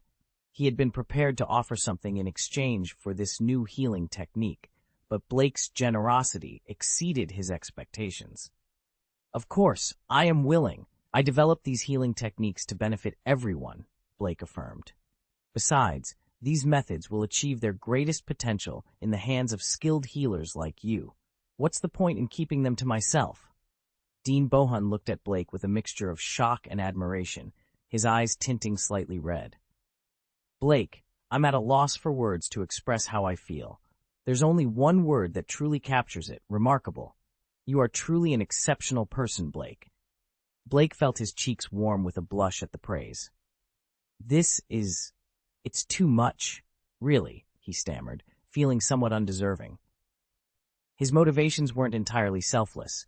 He had hoped that by curing people with his treatments, his name would forever be linked to these innovations, ensuring a perpetual stream of rewards for his system. It was a strategic move for the future. However, Dean Bowen, unaware of Blake's system, saw his actions as purely altruistic, elevating Blake to a status of greatness in his eyes. This left Blake feeling a twinge of guilt. "If not you, then who else can be considered great?" Dean Bowen insisted, shaking his head in disbelief. At that moment, the system chimed in Blake's mind. Ding! A motion of surprise and admiration detected, followed by ding! Congratulations to the host for receiving a golden treasure chest. Blake sighed inwardly, lamenting the missed opportunity for a diamond treasure chest. Meanwhile, Frank Longbottom, with his arm around his son Neville's shoulders, approached Blake. Blake stood and advised, "Mr. Longbottom, you should rest a bit more. I'll attend to Mrs. Longbottom shortly." Grasping Blake's hand tightly, Frank was momentarily lost for words, his eyes brimming with tears. After a pause, he managed to express his gratitude in a hoarse voice. "Thank you. We can never fully repay you, but know that we will forever be grateful for your kindness to our family. Should you ever need assistance, you can count on us for anything." Blake responded with a smile. "If I ever need help, I'll be sure to reach out." Frank's face lit up with a relieved smile upon hearing this. Neville chimed in. "Blake, me too. If there's anything I can do to help, I'm there. Even if it means confronting Professor Snape." Considering Neville's well-known fear of Snape, this was a significant pledge of support. Blake chuckled. "Neville, I won't ask you to challenge a professor, but I appreciate your gratitude. Now let's focus on Mrs. Longbottom." Blake admired Neville's courage and resilience. Despite feeling overshadowed and insecure due to his perceived lack of talent, Neville had proven himself to be a formidable and brave individual, especially in the original story, where he played a pivotal role in Dumbledore's army and stood up to Voldemort. Soon, Alice Longbottom was gently assisted onto the bed for her treatment, which proceeded much like Frank's, albeit with Frank now anxiously watching by her side. Blake surmised that Alice's condition was less severe because Frank had shielded her from the worst of the Cruciatus Curse's effects. After completing the treatment, Blake snapped his fingers and softly commanded, "Wake up!" Alice's eyes fluttered open, and unlike Frank, her gaze immediately found Neville. Recognition dawned in her eyes almost instantly, and she recognized her son. What followed was a deeply moving scene as the Longbottom family reunited, embracing each other in tears of joy and relief. The whole family was reunited at last. Everyone present watched them in silence, not wanting to disturb the poignant moment. It was hard to imagine how Neville and Augusta had managed to survive after the tragedy that befell the Longbottoms. Thankfully, everything was all right now. The pain and suffering of the past seemed to wash away with their tears. Blake gently tugged at Dumbledore's sleeve and then quietly exited the ward. "Let's go," he whispered to Dumbledore after they had left the ward. Blake was not particularly comfortable with overt displays of emotion or taking credit for his actions. He preferred to leave quietly, believing that doing so would help cultivate an image of humility and mystery, which could be advantageous for his future endeavors. Dumbledore, understanding Blake's intentions, did not bid farewell to the Longbottom family. Instead, he took Blake directly back to Hogwarts, using the Flu Network from St. Mungo's. Dumbledore was in high spirits. The unresolved fate of Frank and Alice Longbottom had always been a heavy burden on his heart, and now, thanks to Blake, that burden was lifted. This filled Dumbledore with both gratitude and pride, thinking to himself, "This is our prodigy." Of course, if Grindelwald were privy to his thoughts, he would have had a few choice words for Dumbledore, humorously noting that he, Grindelwald, was the one who conducted all the crucial experiments, while Dumbledore merely contributed a drop of blood. Upon returning to school, Blake quickly made his way to the Chamber of Secrets, eager to revisit the big toy he had left there. In the days that followed, Blake felt a newfound sense of freedom. Apart from occasionally visiting Mr. Lovegood to discuss the situation with the Quibbler, he spent most of his time within the castle, to the point where even Snape began to wonder if Blake had been possessed, as he hadn't missed a single one of Snape's classes for several weeks. This change in behavior was largely because Blake felt liberated after the incident with Lockhart, which had repercussions for the Quibbler, the publication that had once featured Lockhart's articles. Mr. Lovegood, feeling responsible, decided to issue an apology after taking Blake's advice. "I acknowledge my lack of judgment and have decided to suspend publication of the Quibbler for 2 issues, Mr. Y. Lovegood wrote in his apology letter. This move was surprisingly effective. On the surface, it seemed like the Quibbler was losing out by not publishing 2 issues. However, to the readers, this hiatus only heightened their anticipation, especially since it occurred right at the climax of several serialized stories. The suspension lasted about a week, and during that time, the editorial department was inundated with letters pleading for the magazine to resume publication. As for the impact of Lockhart's scandal, it was as if Lockhart had become a non-entity. The reader's eagerness for new content was unstoppable. When the Quibbler finally resumed publication, its sales actually increased, much to Mr. Lovegood's delight. Holding a copy of the magazine, he whispered to himself, "Luna, you have to hold on tight. P.S. I ate something that disagreed with me, and my stomach is in knots. Unfortunately, there will only be one chapter tonight. Apologies for the inconvenience." Chapter 341, A Close Call with Innovation. Autobots, activate! Blake's voice, filled with excitement, echoed through the room. In front of him, the old blue Ford transformed with a symphony of clanging metal, morphing into a towering robot over 3 meters tall. Known as Autobots or Transformers, this creation was the result of Blake combining the design drawings of artificial transformers found in a treasure chest with his studies on the giant magic golem from the Chamber of Secrets. Unlike the Autobots modified from Grindelwald's sports car, this Ford Autobot, though lacking in defense, boasted its own AI. Its eyes, resembling 2 small lamps, lit up as it surveyed its surroundings before settling its gaze on Blake. With a heavy step that dented the floor of the room of requirement, it advanced and knelt on one knee before him. "Take it easy," Blake advised. "Try not to walk so heavily." The Autobot cocked its head, pondering Blake's words, then nodded in understanding. Named 073 by Blake, the AI demonstrated an impressive capacity for learning. The tranquility was disrupted as the door opened and 2 girls entered. Instantly, the Autobot's demeanor shifted. Its eyes turned a menacing blood red, and its arms transformed, revealing 2 dark barrels. "Stop!" Blake commanded. The Autobot looked at him, puzzled. "They're allies," Blake clarified. The Autobot scanned the newcomers, memorizing their faces before retracting its weapons and reverting its eyes to a calm blue. Only then did Blake address the 2 girls, Hermione and Cassandra, who were visibly shaken. "What brings you here at this time?" he inquired. Hermione, visibly upset, retorted, "You just let this giant toy of yours point a gun at us." "It was an accident. It's new and still learning," Blake tried to explain. "What's a gun?" Cassandra asked, unfamiliar with the term. Hermione explained it as a weapon far more powerful than a crossbow, which left Cassandra horrified at the realization of the danger they had narrowly escaped. "It was an accident. Besides, it wasn't loaded," Blake added, attempting to reassure them. Curious, the Autobot examined its arm and, deciding to test its functionality, aimed away and fired. The resulting gunshot destroyed half of Blake's wooden house, leaving everyone in shock. Hermione, now pale, confronted Blake. "You said it wasn't loaded." Blake, with a forced smile, clarified, "Indeed, it wasn't. Its weapon uses magic bullets, powered by Gulai's fairy fire. There's no need for traditional bullets." Realizing the magnitude of the weapon's power, both Hermione and Cassandra felt their legs weaken. Yet, this was typical of Blake, who seemed to thrive on dangerous experiments, much like his cultivation of hazardous plants. "Perhaps we chose an inopportune moment to visit," Hermione remarked, her voice tense. She had learned a valuable lesson. Never surprise Blake, for he might be engaged in potentially perilous activities. With a stiff expression, Hermione decided it was time to leave and seek a moment of peace. The experience of being targeted by such a formidable weapon was not something she wished to repeat. If Blake had reacted even a half-second later, the consequences could have been dire. Today, Cassandra glanced at Blake, hesitating before ultimately choosing to remain silent and turning to leave.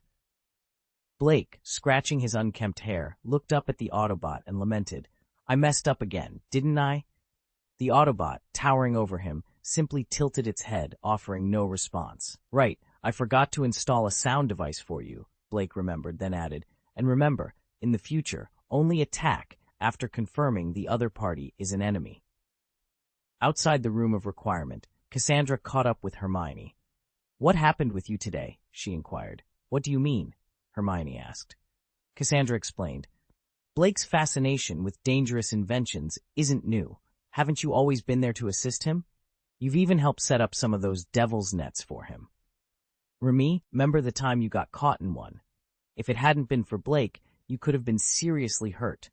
So why does it bother you now when he points a gun at you?" Hermione paused before responding. It's not that I can't handle it. It's just, if he continues to take such risks, he might not be so lucky next time. Do you really want to see him get hurt by one of his own creations? It was different when it was just strange animals and plants. But now, did you see the power of that gun? Who knows what he'll come up with next? He's only a teenager and already creating such powerful devices. If he continues down this path, he might not live to see adulthood, Hermione expressed her concerns, highlighting her fear for Blake's safety.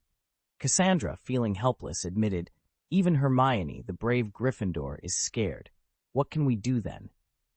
That guy has always said he wants to be an adventurer. You have to understand, an adventurer's life is never safe, Hermione contemplated, then added, so I need to find a way to make him change his path. Otherwise. Cassandra suddenly smiled, teasing, otherwise, you'll end up just like him? Hermione blushed, retorting, nonsense. Why would I want to become like him? But then, Cassandra pulled a book titled How to Choose a Wilderness Camp from the stack Hermione was holding. Reading aloud the first step to becoming an explorer, Cassandra provoked Hermione further. Hermione, now visibly embarrassed, snatched the book back, exclaiming, yes, I want to learn this. Okay, laugh if you want. Cassandra, with a slight smirk, replied, who's laughing? Actually, could I borrow some of these books? The conversation was interrupted by Cedric, who burst into the dining hall exclaiming, it's bad! Blake is in trouble! Blake, who was finishing his meal, looked up at Cedric's frantic entrance. What's the matter, Cedric? I'm right here, and I'm fine. What's the issue? Cedric, gasping for breath after his sprint, managed to say, the Slytherins, they've reported us to the school, claiming we cheated.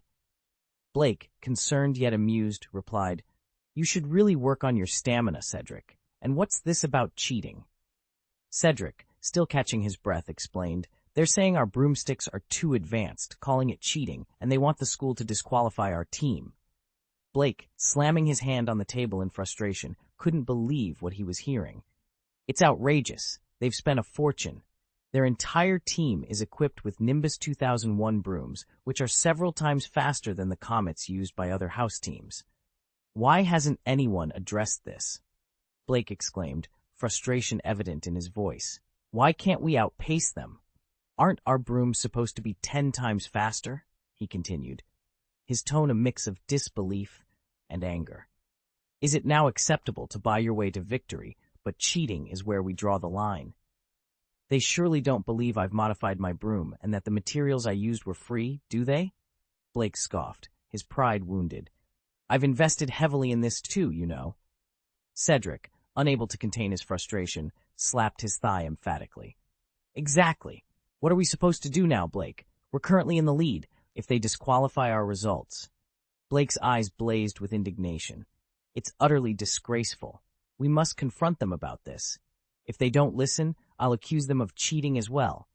Everyone on Nimbus 2001's, that's blatant cheating.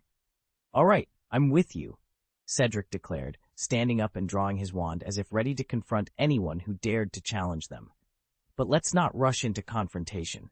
Let's go see Professor Sprout. We Hufflepuffs may be peace-loving, but that doesn't mean we'll stand by and let others walk all over us. Honest people shouldn't be taken advantage of. Don't worry, Cedric added with a fierce grin. We Hufflepuffs are numerous. If push comes to shove, we're prepared to stand up for ourselves again. With those words, Cedric hurried off towards Professor Sprout's office, his determination clear. It was as if he was almost eager for another chance to stand up against injustice. It must be said that Cedric, once a reserved and cheerful boy, had been transformed into a formidable figure by Blake's influence, ready to fight for what was right. Chapter 342, The Challenge of Rebellion. The incessant knocking echoed through the corridor, each thud like a hammer to Snape's patience. Professor Snape, open the door. The voice outside was persistent, filled with a mix of anger and challenge. If you dare report us, then have the courage to face us. Snape's expression was as stormy as a brewing potion, his patience wearing thin. Had the person outside been anyone other than Blake Green, Snape would have already taken drastic measures. With a swift stride, he flung the door open, only to find Blake mid-motion, his leg raised as if to kick the door down. A twitch of annoyance flickered across Snape's face. "When have I ever reported you? And for what reason would I do such a thing?" he demanded, his gaze piercing. "You didn't report us? Then explain why Slytherin has accused Hufflepuff of cheating, demanding our results be nullified," Blake retorted, his frustration evident. Snape's anger flared, bewildered by the accusation. He was about to unleash his fury when he noticed Professor Sprout, her expression one of indignation, standing beside Blake. "Professor Sprout, perhaps you should manage your students more effectively," Snape began, only to be interrupted. "Really? And who should manage theirs?" Sprout countered sharply. "Is it because you can't stand seeing Hufflepuff outperform Slytherin? You've always looked down on us." Snape, trying to maintain his composure, insisted, "I have never underestimated Hufflepuff. Moreover, I am unaware of this report. However, I must admit, your broomsticks do give you an unfair advantage. The Quidditch matches this year had been predictable, with Hufflepuff dominating every game, largely due to their superior broomsticks. The question wasn't if Cedric would catch the golden snitch, but how quickly. What's wrong with our brooms? They're just a bit faster," Blake argued, his tone dismissive. "Your brooms are not just a bit faster. They're leagues ahead of the competition. How is it fair when your brooms can nearly break the sound barrier?" Snape countered, his frustration growing. "I don't care. If our brooms are banned, then so should your Nimbus 2001s. If our results are nullified, the same should happen to Slytherins. Otherwise, we will protest. We'll hold a rally in the Great Hall if necessary," Blake stated, his resolve clear. Snape felt a wave of dread at the thought. The last time there was a meeting in the Great Hall, he had nearly lost his position at Hogwarts, saved only by Dumbledore's intervention. "Fine, take your complaints to Dumbledore. I want no part in this," Snape said, closing the door abruptly. He had no desire to entangle himself further with Blake's rebellious plans. Unbeknownst to Snape, his refusal only fueled Blake's determination. Armed with several treasure chests as leverage, Blake made his way to Dumbledore, ready to defend Hufflepuff's honor. The news of a potential nullification of Hufflepuff's Quidditch results had spread like wildfire, igniting a fervor among the usually calm Hufflepuffs. The thought of their hard-earned victories being stripped away due to a Slytherin report was unbearable. Dumbledore, faced with an irate Blake and the looming threat of a student uprising, suggested a compromise. Perhaps changing the brooms could resolve the issue, he proposed cautiously, hoping to quell the brewing storm. "What? Are you siding with them?" Blake responded, his anger palpable. "No, I merely believe that the fairness of the game has been compromised. Your brooms are exceptionally fast, which does affect the balance of competition," Dumbledore explained, his tone gentle yet firm. The suggestion was clear. For the sake of fairness and to prevent further conflict, a change was necessary. But would Blake and Hufflepuff accept this compromise, or would they push for a more drastic resolution? The challenge of rebellion was proving to be more complex than anticipated. The issue of the broomsticks had seriously disrupted the balance of the Quidditch game. If we revert to the O.L.D. Comet series, won't we just be at the mercy of Slytherin's Nimbus 2001s? Blake questioned, his tone laced with sarcasm. Dumbledore found himself agreeing with Blake's logic. It was clear why students from other houses felt aggrieved. How could it be fair for one team to exclusively use Nimbus 2001s? And if someone attempted to modify their broom and failed, what then?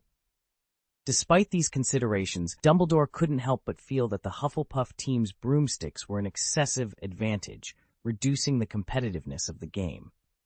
He worried about the potential backlash from students of other houses.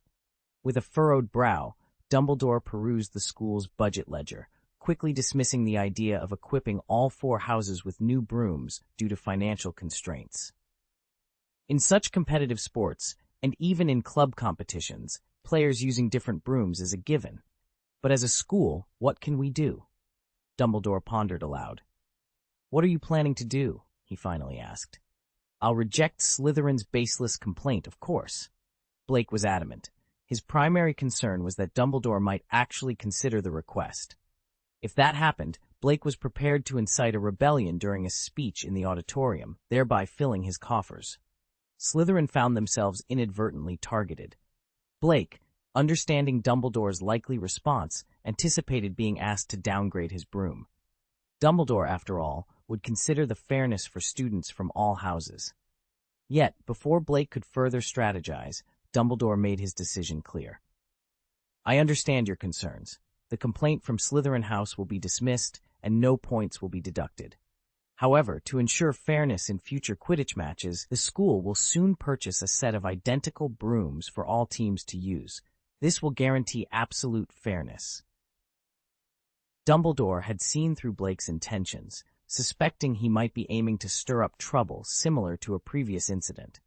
Determined not to let history repeat itself, Dumbledore resolved to use his personal savings to standardize the broomsticks for all house teams, thus preventing any manipulation from Blake. As Dumbledore contemplated the financial impact of purchasing a large number of brooms, hoping for a discount from the broom vendor due to his reputation, Blake was left in shock. This turn of events was far from what he had anticipated.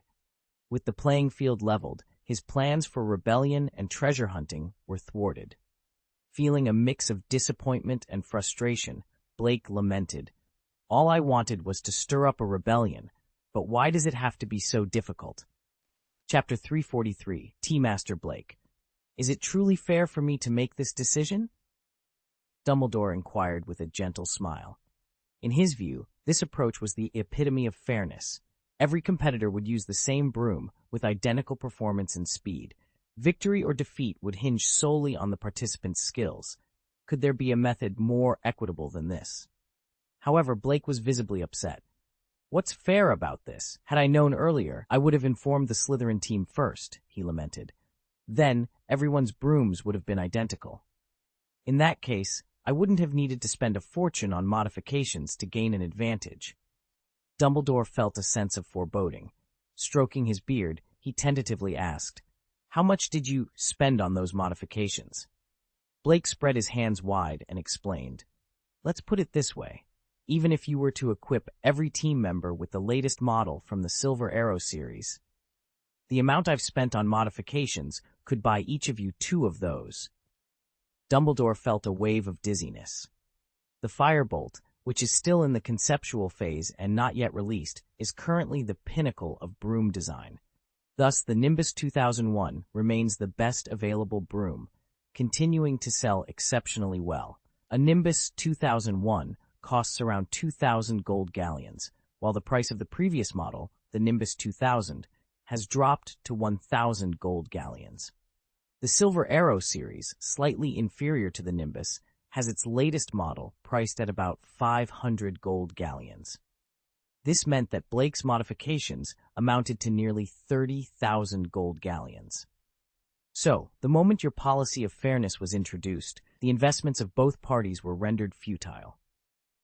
"Are you saying there were that many?" Dumbledore asked, massaging his temples. "Consider how our modified broom outperformed Slytherin's Nimbus 2001, Blake pointed out. Dumbledore nodded in acknowledgement. That person's Nimbus cost them 2,000 gold galleons in 2001. Our modifications cost less, yet we've outclassed them. What do you suppose the broom manufacturers would think of this? Is such a scenario even plausible?" Dumbledore's beard seemed to twist into knots. If one could achieve greater speed with fewer modifications, it defied logic. Moreover, Blake's modifications made the broom more than 10 times faster than the Nimbus 2001. It was clear to Dumbledore that Blake had invested a significant sum. In reality, Blake had spent at least 28,000 gold galleons on the modifications. What a staggering loss! Although Blake had forfeited the gold galleons he had earned, it was still a considerable waste. As Dumbledore grappled with confusion and distress, the system announced that Blake had successfully obtained 2 golden treasure chests from Dumbledore. In truth, Blake had spent no more than 1,000 gold galleons on the modifications. His claim of spending 28,000 was because he included the value of his craftsmanship. The materials used in the firebolt weren't exceedingly rare or expensive, yet before it was even released, it was priced at 20,000 gold galleons. This markup was attributed to craftsmanship and technology. Thus, Blake wasn't entirely dishonest. However, for Dumbledore, an elderly wizard with little understanding of financial matters, This was a painful revelation. Blake had never sought compensation for his work. All his modifications and efforts were funded with his own earnings. Dumbledore couldn't help but admire the boy's dedication. Yet, if Dumbledore were to enforce this new rule, everyone would have to switch their brooms, rendering Blake's hard-earned modifications useless. The thought of how disheartened and disillusioned Blake would feel was unbearable. On the other hand, if the rule wasn't implemented, Blake's extraordinary modifications would continue to give him an unfair advantage, which had already started to cause discontent among the young wizards from other schools. Dumbledore found himself in a dilemma. On one hand, he wanted to ensure fairness for all students. On the other, he couldn't stand the thought of Blake's investment and efforts going to waste. It was a troubling situation indeed. Then, amidst his contemplation, Blake received another golden treasure chest, adding another layer to Dumbledore's complex feelings about the situation. When Blake was feeling jubilant, he couldn't help but steal a glance at Professor Bolito, who appeared deeply engrossed and somewhat troubled by the ledger in front of him. His expression was so sour it resembled a bitter gourd, evoking a pang of sympathy in Blake. With a cunning roll of his eyes, Blake's demeanor swiftly shifted to one of feigned helplessness and distress. "Perhaps it would be best if we toned down our modified broom," he suggested reluctantly. "If we adjust it to match the Nimbus 2001's speed, or make it just slightly faster, there shouldn't be any further complaints." Upon hearing this and observing Blake's pained expression, Dumbledore felt a twinge of concern. "This seems quite unfair. You've invested so much effort and resources," he remarked. Blake, however, dismissed his concerns with a wave of his hand. "I can't stand to see you troubled over this. Besides, by downgrading our brooms, the school could save on the expense of purchasing new ones. It's a win-win situation," Blake argued convincingly. "I'm only losing 20,000 gold galleons, which I can easily recoup. As long as it spares you any embarrassment and benefits the school and everyone involved, I'm willing to take the loss." Dumbledore, despite his vast knowledge and wisdom, was not immune to being moved by such noble sentiments. He thought to himself, "What a remarkable young man! To forego his own interests for the sake of others and to prevent any discomfort on my part, truly commendable." Ding! Emotional impact detected. Ding! Congratulations to the host for obtaining a golden treasure chest. Blake struggled to contain his amusement, eventually resorting to covering his mouth and pinching his nose hard to stifle his laughter, which left his nose slightly red. To Dumbledore, this was a sign of a child feeling aggrieved. Dumbledore felt a surge of guilt for allowing Blake to sacrifice his own interests without offering anything in return. Determined to make amends, he decided to compensate Blake privately with 10,000 gold galleons, in addition to the initial sum allocated for broom purchases, ensuring that Blake would not be left at a loss. This gesture of goodwill was to be kept separate from school affairs, sparing Dumbledore from any potential criticism. As Blake left the headmaster's office, not only had he secured several golden treasure chests in his system space, but his pockets were also significantly heavier with over 20,000 gold galleons. The feeling of satisfaction was overwhelming. Although his initial plan had not unfolded as expected, the outcome was far from disappointing. Nevertheless, Blake was committed to fulfilling his promise to Dumbledore. He gathered his team to relay the unfortunate news of their broom's downgrade. The disappointment was palpable among the team members, akin to the dismay of trading a supercar for a modest sedan. Cedric's comment, "We don't feel the darkness because we haven't seen the light. Having experienced the thrill of a modified broom, how can we now settle for less?" resonated with the team, highlighting their shared frustration. Blake empathized with their sentiment, acknowledging their predicament. "There's no easy way out, Cedric. I did what I could, but the reality is harsh. We can't expect to be handed the championship just because our brooms are superior. It's a clear case of double standards. If they possess the Nimbus 2001 and outpace us, it's deemed fair. But if we have the edge, it's suddenly considered cheating."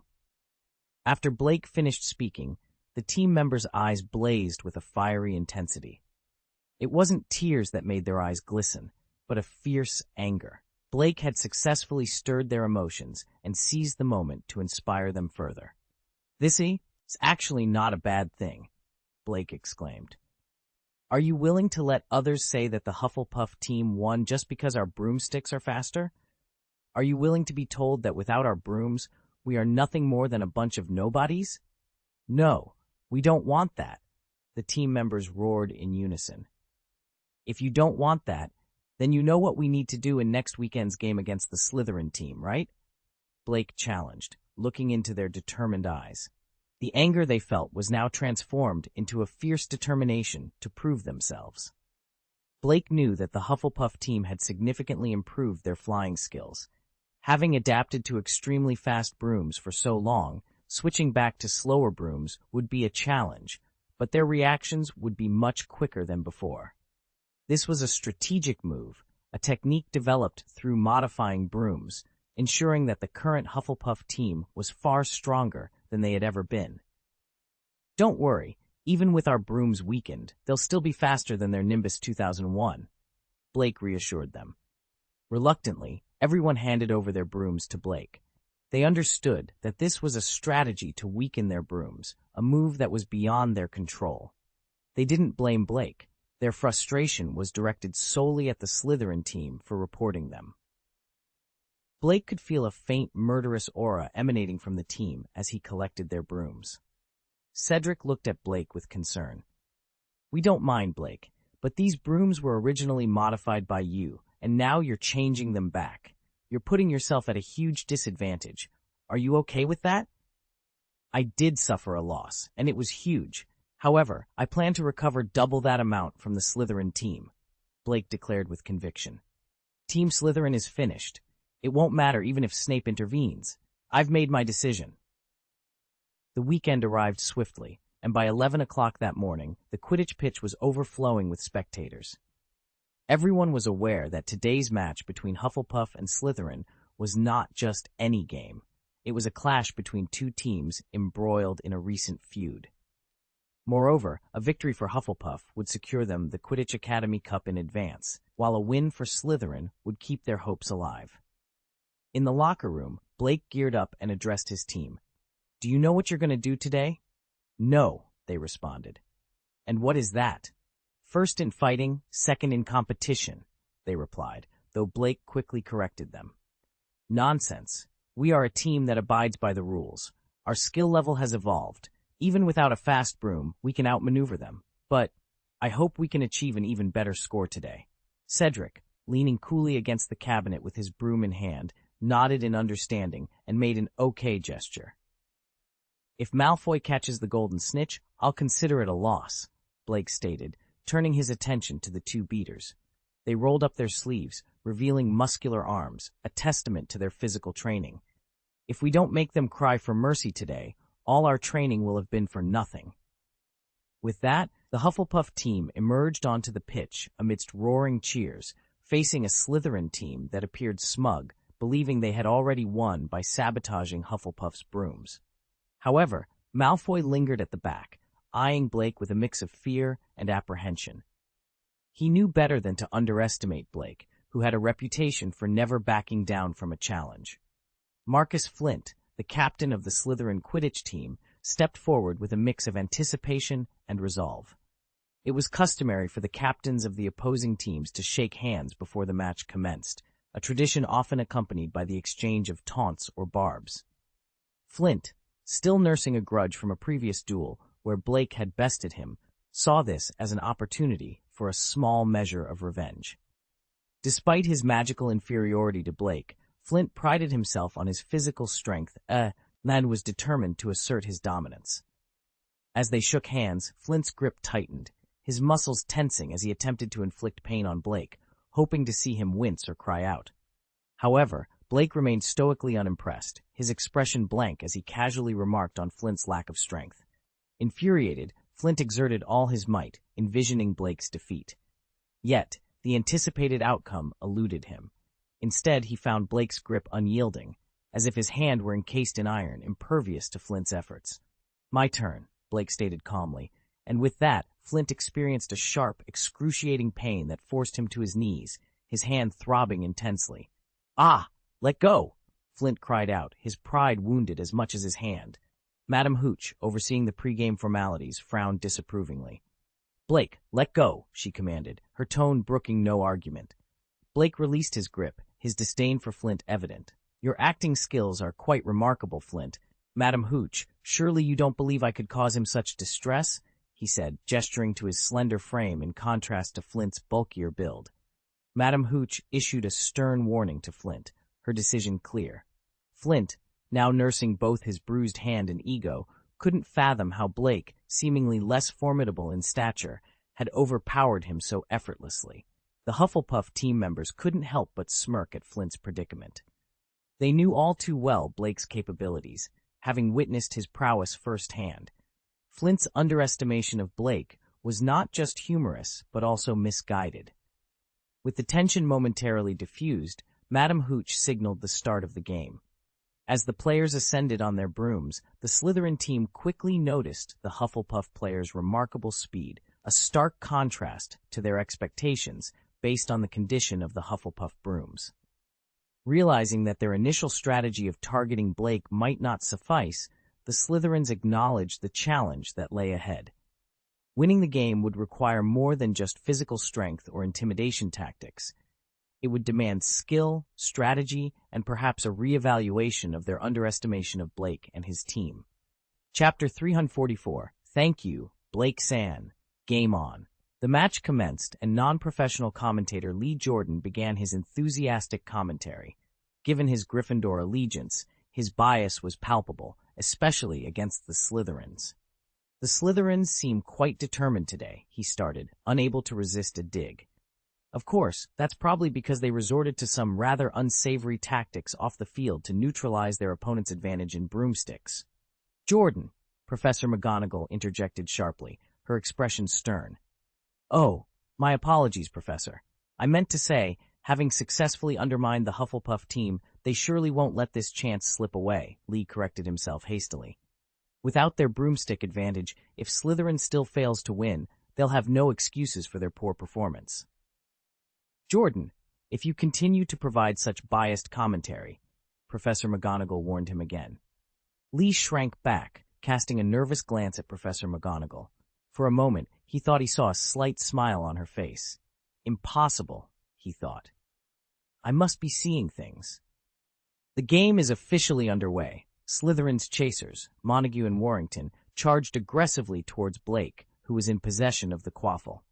It's a classic Slytherin strategy, Lee observed. They seem to be planning to use their considerable size to intimidate Blake with a double tackle. I'm not suggesting Blake isn't skilled, but it's rare to see a player who can withstand the onslaught of two such formidable opponents. Slytherin tends to prioritize size over skill in their player selection. Well, except for Malfoy, who compensates for his lack of both with wealth. Lee Jordan, Professor McGonagall's voice cut through once more. Sorry, Professor. Lee quickly apologized. Ah, the tampering with the brooms has clearly taken its toll. Lee exclaimed as Blake struggled to evade Montague and Warrington. Previously, they wouldn't have been able to get anywhere near Blake's broom. As expected, Montague and Warrington split off, aiming to sandwich Blake between them. It's too late for Blake to pass the quaffle now. In fact, Montague and Warrington aren't even going for the ball. They're about to collide. At that moment, a dull thud echoed through the stadium. Oh my God! What just happened? Lee gasped in disbelief. Just as Montague and Warrington were about to tackle Blake, he suddenly accelerated. His earlier sluggishness was a ruse. Montague and Warrington crashed into each other, leaving Marcus as the only Slytherin defender in Blake's path. Meanwhile, Slytherin's beaters, Derek and Bowl, were preoccupied with dodging bludgers and couldn't assist. Marcus is in a good defensive position, but Blake passes the quaffle to Hufflepuff's other chaser, Smith. Lee narrated excitedly. And Slytherin's keeper, Blackie, makes a move. Aha! Smith quickly passes it back to Blake, who faces an open goal and scores with ease, Lee announced. Less than 20 seconds after kickoff, Hufflepuff leads by 10 points. Despite the sabotage to their brooms, Hufflepuff has demonstrated remarkable teamwork and coordination, Lee praised. The game was momentarily halted as Montague and Warrington were knocked unconscious. Blake seized the moment to fly triumphantly in front of his supporters, much to the chagrin of some in the Slytherin stands, including Miss Cassandra Worley, whose face turned pale. Hearing Lee's commentary, Blake playfully threatened, "Just you wait, Jordan. Don't close your eyes when you sleep tonight. I'm going to put an acromantula on your bed." "Oh no, my mistake," Lee backpedaled in mock fear. The remainder of the game was dominated by Hufflepuff. Under Blake's leadership, they quickly extended their lead to 150-0 within 5 minutes. Flint and his Slytherin teammates barely touched the quaffle, and their beaters were outmatched. Whenever Slytherin sent a bludger towards Hufflepuff, it was returned with interest, much to the amazement of everyone watching. In the midst of the Quidditch match, the Hufflepuff beater chose not to target any of Slytherin's chasers directly. Instead, his gaze was fixed on the 2 Slytherin beaters, aiming to neutralize their influence on the game and prevent them from disrupting the flow of play for the chasers. This strategic move made it significantly easier for Blake, a key player for Hufflepuff, to score points. High above the field, Malfoy soared, not out of a love for heights but driven by a fear of being struck. He had seen his larger teammates rendered dizzy by Hufflepuff's formidable players, a fate he was desperate to avoid. Suddenly, his eyes caught a glimmer of gold, the golden snitch. Overwhelmed with excitement, Malfoy realized that capturing the snitch could turn the tide of the game. With the score at 150-0, catching the snitch would effectively tie the game, ensuring Slytherin wouldn't lose and keeping their hopes alive for overtaking Hufflepuff in the overall points tally. Without hesitation, Malfoy darted towards the snitch, gaining an advantage over Cedric, who had yet to notice the snitch's appearance. Flint, the Slytherin captain, also saw the opportunity. By delaying the game's restart and holding on to the quaffle under the guise of strategizing, he aimed to prevent Blake from scoring further, buying Malfoy the precious seconds he needed. However, unbeknownst to Malfoy, Cedric had been watching him closely throughout the match, ignoring everything else, including the snitch. The moment Malfoy made his move, Cedric followed, albeit a step behind. Despite his late start and the speed of his broom, Cedric's true objective wasn't to catch the snitch immediately. As Malfoy neared the snitch, he felt a sudden jolt. His broom shook violently, nearly throwing him off. Turning, he saw Cedric right beside him, the culprit of the unexpected maneuver. This brief distraction allowed Cedric, with his superior speed, to overtake Malfoy and reach the snitch first. Malfoy watched in despair, believing Cedric would capture the snitch before him. However, the crowd and Malfoy alike were stunned by what happened next. Cedric didn't catch the snitch. Instead, he performed a graceful somersault in front of it, deliberately knocking it away with his broom. The snitch vanished in a flash of light. "Our captain has said that we can definitely win against you, but we have the final say when the game ends." Cedric's actions made Malfoy's jaw drop in realization. The game unfolded just as he feared. Below, Blake was scoring relentlessly, while Cedric deliberately avoided ending the game by capturing the golden snitch. Hufflepuff's strategy was clear. They were determined to crush the Slytherin team. As the game wore on, the score skyrocketed to an unprecedented 500-0. The audience began to grasp Hufflepuff's intentions. They had no desire to conclude the match swiftly. In a moment of distraction, the Slytherin beater, Bull, was struck in the head by the quaffle and plummeted to the ground. Madame Pomfrey, the school nurse, rushed to his aid, but soon signaled that he was unable to continue. Quidditch rules forbid substitutions for injured players, leaving Slytherin down a beater. With Slytherin's defense compromised, Hufflepuff's beater seized the opportunity to unleash havoc on Slytherin's chasers. Overwhelmed and outnumbered, the Slytherin chasers struggled in vain to fend off the relentless bludgers, illustrating the ruthless efficiency of Hufflepuff's strategy. Montague was the first to fall victim to misfortune, struck simultaneously by 2 bludgers. Flint watched the scene unfold in despair, realizing that if the game continued in this manner, his team would soon be depleted. Amidst the chaos, Warrington was also brought to his knees, prompting Flint to shout desperately at Malfoy, "Malfoy, catch that damned golden snitch and end this wretched game." However, with Cedric's vigilant eyes on Malfoy, the latter stood no chance of capturing the snitch. Interestingly, Cedric himself made no move to catch the snitch either. The rules of Quidditch did not mandate that a seeker must capture the snitch upon sighting it, and it seemed Hufflepuff's strategy was to incapacitate all opposing players to secure a direct win, just as Blake had initially suggested. "Team Slytherin is finished," came a shout, just as Malfoy too was struck and tumbled from his broom. Despair gripped the Slytherin team and their supporters. In a moment of desperation, Flint called out to Madam Hooch, "We surrender." But Blake interjected, "If you don't catch the golden snitch, the game isn't over," before throwing the quaffle with such force that it knocked the Slytherin team's goalkeeper unconscious. It was a testament to Blake's strength that he didn't need a bludger to incapacitate an opponent. With only Flint and one other Slytherin player remaining, the situation looked dire. Surrounded by Hufflepuff players, Flint's face paled. Madam Hooch, too, was taken aback by the unprecedented scene before her. Years of overseeing Quidditch matches had not prepared her for this. She hesitated, forgetting to blow the whistle to end the game, allowing the match to continue. The score was 25-12-0 when Flint was finally struck down by 2 bludgers, leaving no Slytherin player airborne.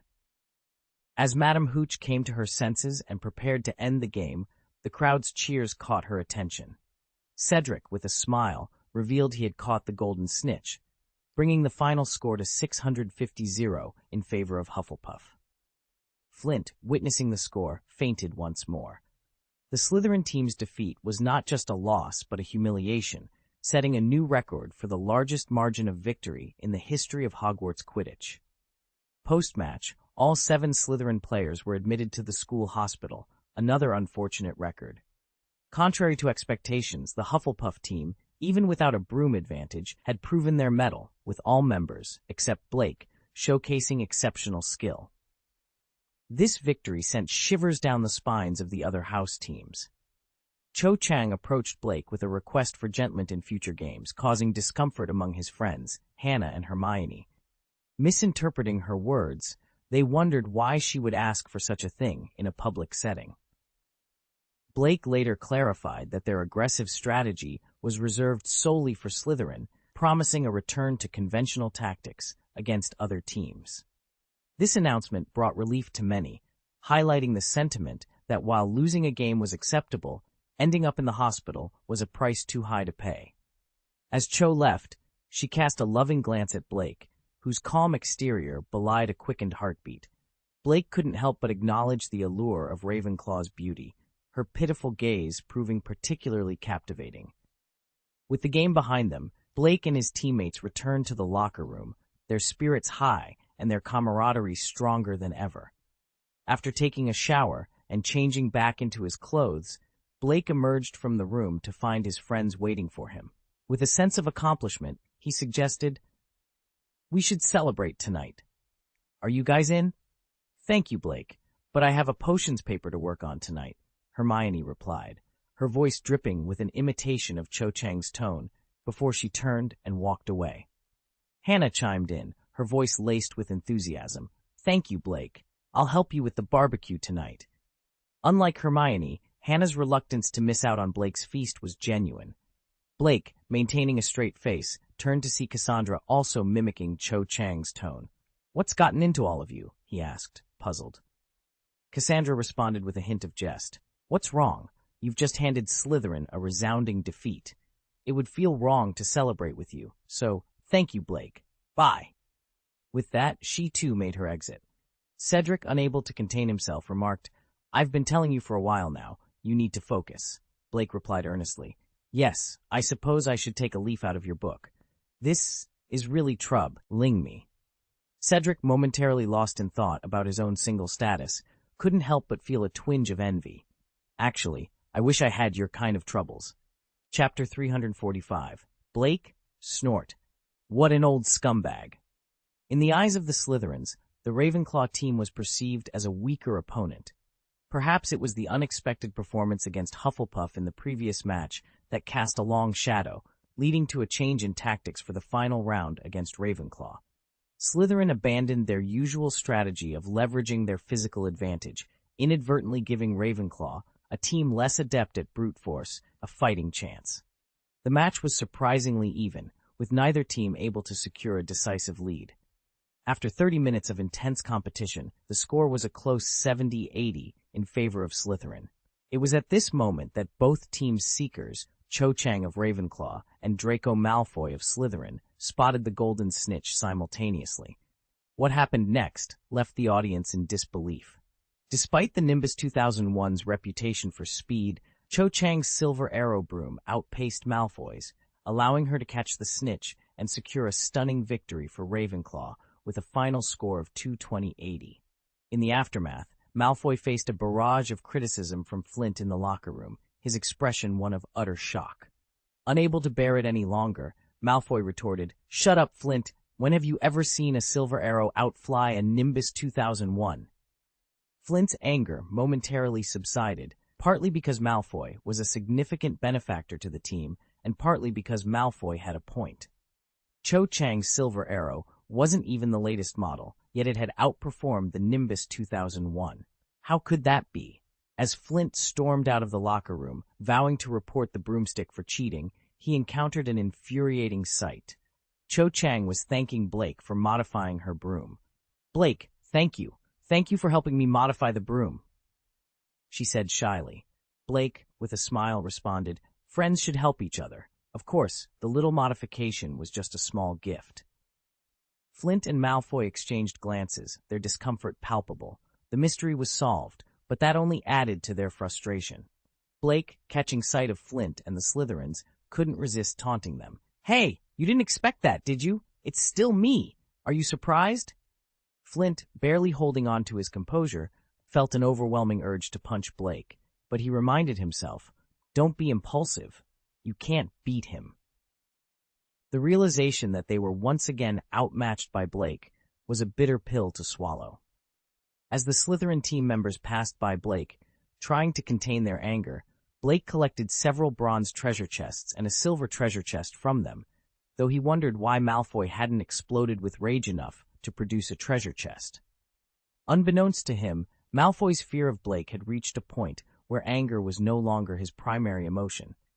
Later, Cho Chang shyly invited Blake to the Ravenclaw celebration. "We're having a celebration in the Ravenclaw common room tonight. Will you come?" she asked. Blake hesitated. "Isn't this not good? This is your Ravenclaw Academy's celebration, and I'm from Hufflepuff." Cho Chang quickly reassured him, "It doesn't matter. Anyone who answers the questions on the bronze door knocker correctly can enter our common room. I think those questions shouldn't be difficult for you, right? Besides, Professor Flitwick will be there. He thinks very highly of you." Blake's involvement in the Ravenclaw victory and his subsequent invitation to their celebration highlighted not only his ingenuity, but also the growing respect and admiration he commanded across houses. "We're here." He would be very happy. Blake hesitated when Luna approached, holding a copy of The Quibbler and wearing a homemade hat adorned with an eagle totem. "That hat is beautiful," Blake complimented. Upon hearing Blake's praise, a smile instantly lit up Luna's face. "Really? You're the first person to appreciate my hat today," she exclaimed. Blake, excited, said, "Could you help me design a little badger hat next time? I want to give one to all the supporters of our Hufflepuff team in the future." Luna looked at Blake, surprised. "Are you serious?" she asked. "Absolutely," Blake nodded with conviction. "Okay," Luna replied, her smile sweet. "By the way, you should also come to our celebration tonight," she added. "Professor Flitwick will be thrilled. He always says you're his favorite student. We'll be happy to have you." Blake spread his hands and said, "Well, after saying that, it would be rude to decline. I'll bring some food I've made myself to let you taste my culinary skills. Luna, what would you like to eat? Or perhaps chew. Do you have any preferences? I can make it." Unseen by Blake, a group of boys led by Cedric were fervently jotting down notes. "He must be a genius. Look how happy those girls are with just a few words from him." Cedric admired, his hands moving tirelessly. "I've got it. I'll try this with Angelina tonight. I have a feeling it will work." In the background, George or Fred, we couldn't be sure, were also discussing. "What, you're planning to see Angelina too?" one of them said, glaring at his twin. "You too. Annoying." And with that, the two brothers began to bicker. Go on, if you want to fight, don't let it stop us from taking notes, the others said. The rest of the day passed leisurely for Blake, and as is often the case, leisurely days fly by quickly. The semester soon came to an end. Hufflepuff won the House Cup effortlessly, and their Quidditch team also clinched the championship without any surprises. With Blake and Hufflepuff, the team's spirit was unbeatable. Even when Slytherin accused Hufflepuff of cheating with their broomsticks, the bravest resistance they could muster, it was to no avail. Instead, Slytherin found themselves outmatched by the supposedly weaker Hufflepuff team. As for the final exams, Blake secured the top spot in his grade, with Hermione and Cassandra tying for second. Technically, all three should have shared first place since they achieved the same perfect scores. However, some achieve perfection because it's within their reach, while for others, it's simply because that's the highest score possible. After the traditional end-of-year dinner, the diligent house elves packed everyone's luggage overnight. Early the next morning, the young wizards took their luggage and headed for the Hogwarts Express. Blake, not wanting to stand out, also carried a suitcase. He found Hermione in the corridor, struggling with a large suitcase, and offered to help her carry it to the train. "Aren't you waiting for Cassandra Worley?" Hermione asked, feigning indifference. "Nonsense. If Miss Worley heard that, she'd be furious," Blake retorted. "Touch! Are you still worried about her getting angry?" Hermione scoffed. "Do you think that's Cassandra?" Blake pointed, redirecting the conversation. In front of her stood a figure clad in green. Cassandra, still donning her usual green dress, had her hand resting on her suitcase, her gaze wandering as if in search of someone. Blake, pulling Hermione's luggage alongside him, approached her. "Cassandra, are you waiting for me?" he inquired. Who's waiting for you? I'm waiting for my friend," Cassandra retorted, her cheeks flushing as she averted her gaze from Blake. "Oh, really? That's wonderful," Blake exclaimed, his voice laced with genuine happiness. "Wonderful. Wonderful for what?" Cassandra responded, confusion evident in her tone. "Congratulations on finally making a new friend besides me. That's certainly something to celebrate, isn't it?" Blake teased, his words dripping with sarcasm. You. Cassandra stammered, her face now a deeper shade of red, a mix of anger and embarrassment. Hermione watched the exchange with a mix of amusement and satisfaction. She thought to herself, "I've made you so arrogant. Now let's see how you handle this." Cassandra, her old rival, only ever showed this side of vulnerability in front of Blake. At any other time, she carried herself with an air of superiority, treating Hermione as if she were beneath her. Thus, witnessing Cassandra in such a flustered state was a rare and enjoyable sight for Hermione. "It has nothing to do with you," Cassandra snapped, her anger barely contained. Blake's expression faltered, as if he had been metaphorically struck by lightning. "It has nothing to do with me? Okay, I understand. You've made a new friend." His voice trailed off, a hint of hurt in his tone as he turned to leave. Cassandra, realizing the impact of her words, felt a wave of panic wash over her.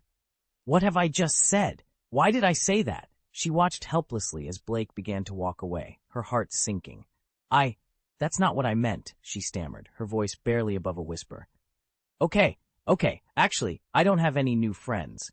I was just waiting for you," Cassandra confessed, her cheeks burning with embarrassment. Admitting this was not easy for her. "Is that so?" Blake's voice carried a tinge of regret. He then added sincerely, "That's too bad. I still hope you can make more friends." Hearing this, Cassandra was overwhelmed with guilt. Blake genuinely cared about her making friends, and yet her words had unintentionally hurt him. Despite this, he bore no ill will towards her. "I really don't deserve his kindness," she thought remorsefully. Hermione, observing the entire scene, couldn't help but smirk at Cassandra's predicament. "To think you're still acting like a high and mighty lady, and now you're caught in your own trap. What a fool," she thought, her disdain for Cassandra's behavior evident. This exchange revealed the complex dynamics of friendship and rivalry, showcasing the characters' vulnerabilities and the impact of their words on each other. Chapter 346, Lao Deng, Where Will My Will-O'-the-Wisps Stop? Cassandra trailed behind Blake, her steps laden with anxiety.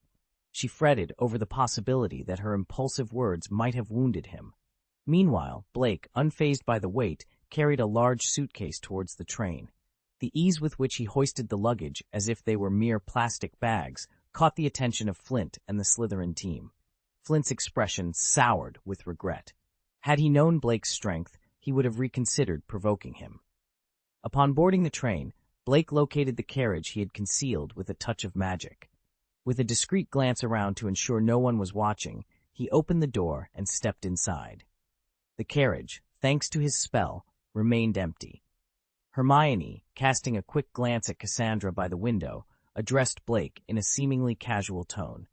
"Blake, are you planning to embark on your usual summer adventures?" Blake, busy stowing their suitcases overhead, paused to answer. "Not this summer. Mr. Scamander and I have some unfinished business." A flicker of disappointment crossed Hermione's eyes. "So, you'll be busy all holiday?" Thinking of the zoo he was helping Newt Scamander build, filled with magical creatures, Blake nodded. "Yes, it's going to be quite hectic, but it's the work I love, so I hardly notice the effort." After securing the luggage, Blake turned to find Hermione forcing a smile. "Is something bothering you?" he inquired, sensing her unease. No, Hermione replied, though her smile didn't reach her eyes. "We're friends, Hermione. You can tell me anything," Blake reassured her. Hermione hesitated, then quickly changed the subject. "Did you bring any snacks?" "Of course," Blake exclaimed, producing an assortment of snacks from his pocket, a testament to his Hufflepuff nature.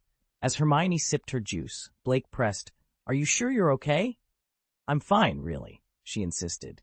Cassandra, who had been quietly observing, suddenly chuckled. Hermione shot her a warning glare, but Cassandra was unfazed. Sipping her coffee with elegance, she revealed, "I think I know why she's upset." "Cassandra!" Hermione's voice was laced with anger.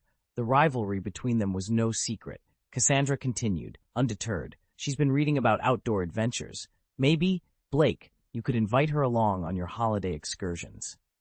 Hermione's reaction confirmed Cassandra's guess. Embarrassed and slightly angry, Hermione struggled to respond. I have been reading about adventures, but it's not because I want to join you. I'm planning a camping trip with my parents. It's just preparation." Blake's eyes twinkled with understanding. "Ah, I see. Well, I have quite a bit of experience with wilderness camping. Let me share some useful tips and notes from my travels." He then produced another book from his pocket, offering it to Hermione. The gesture bridged the gap between them, turning an awkward confrontation into a moment of shared interests and camaraderie. Hermione gazed at the stack of books in front of her, feeling a mix of excitement and disappointment. She had secretly hoped to join her parents on their holiday trip. However, due to her own persuasion, her parents decided to take the trip as a couple, leaving Hermione to spend her summer vacation alone at home.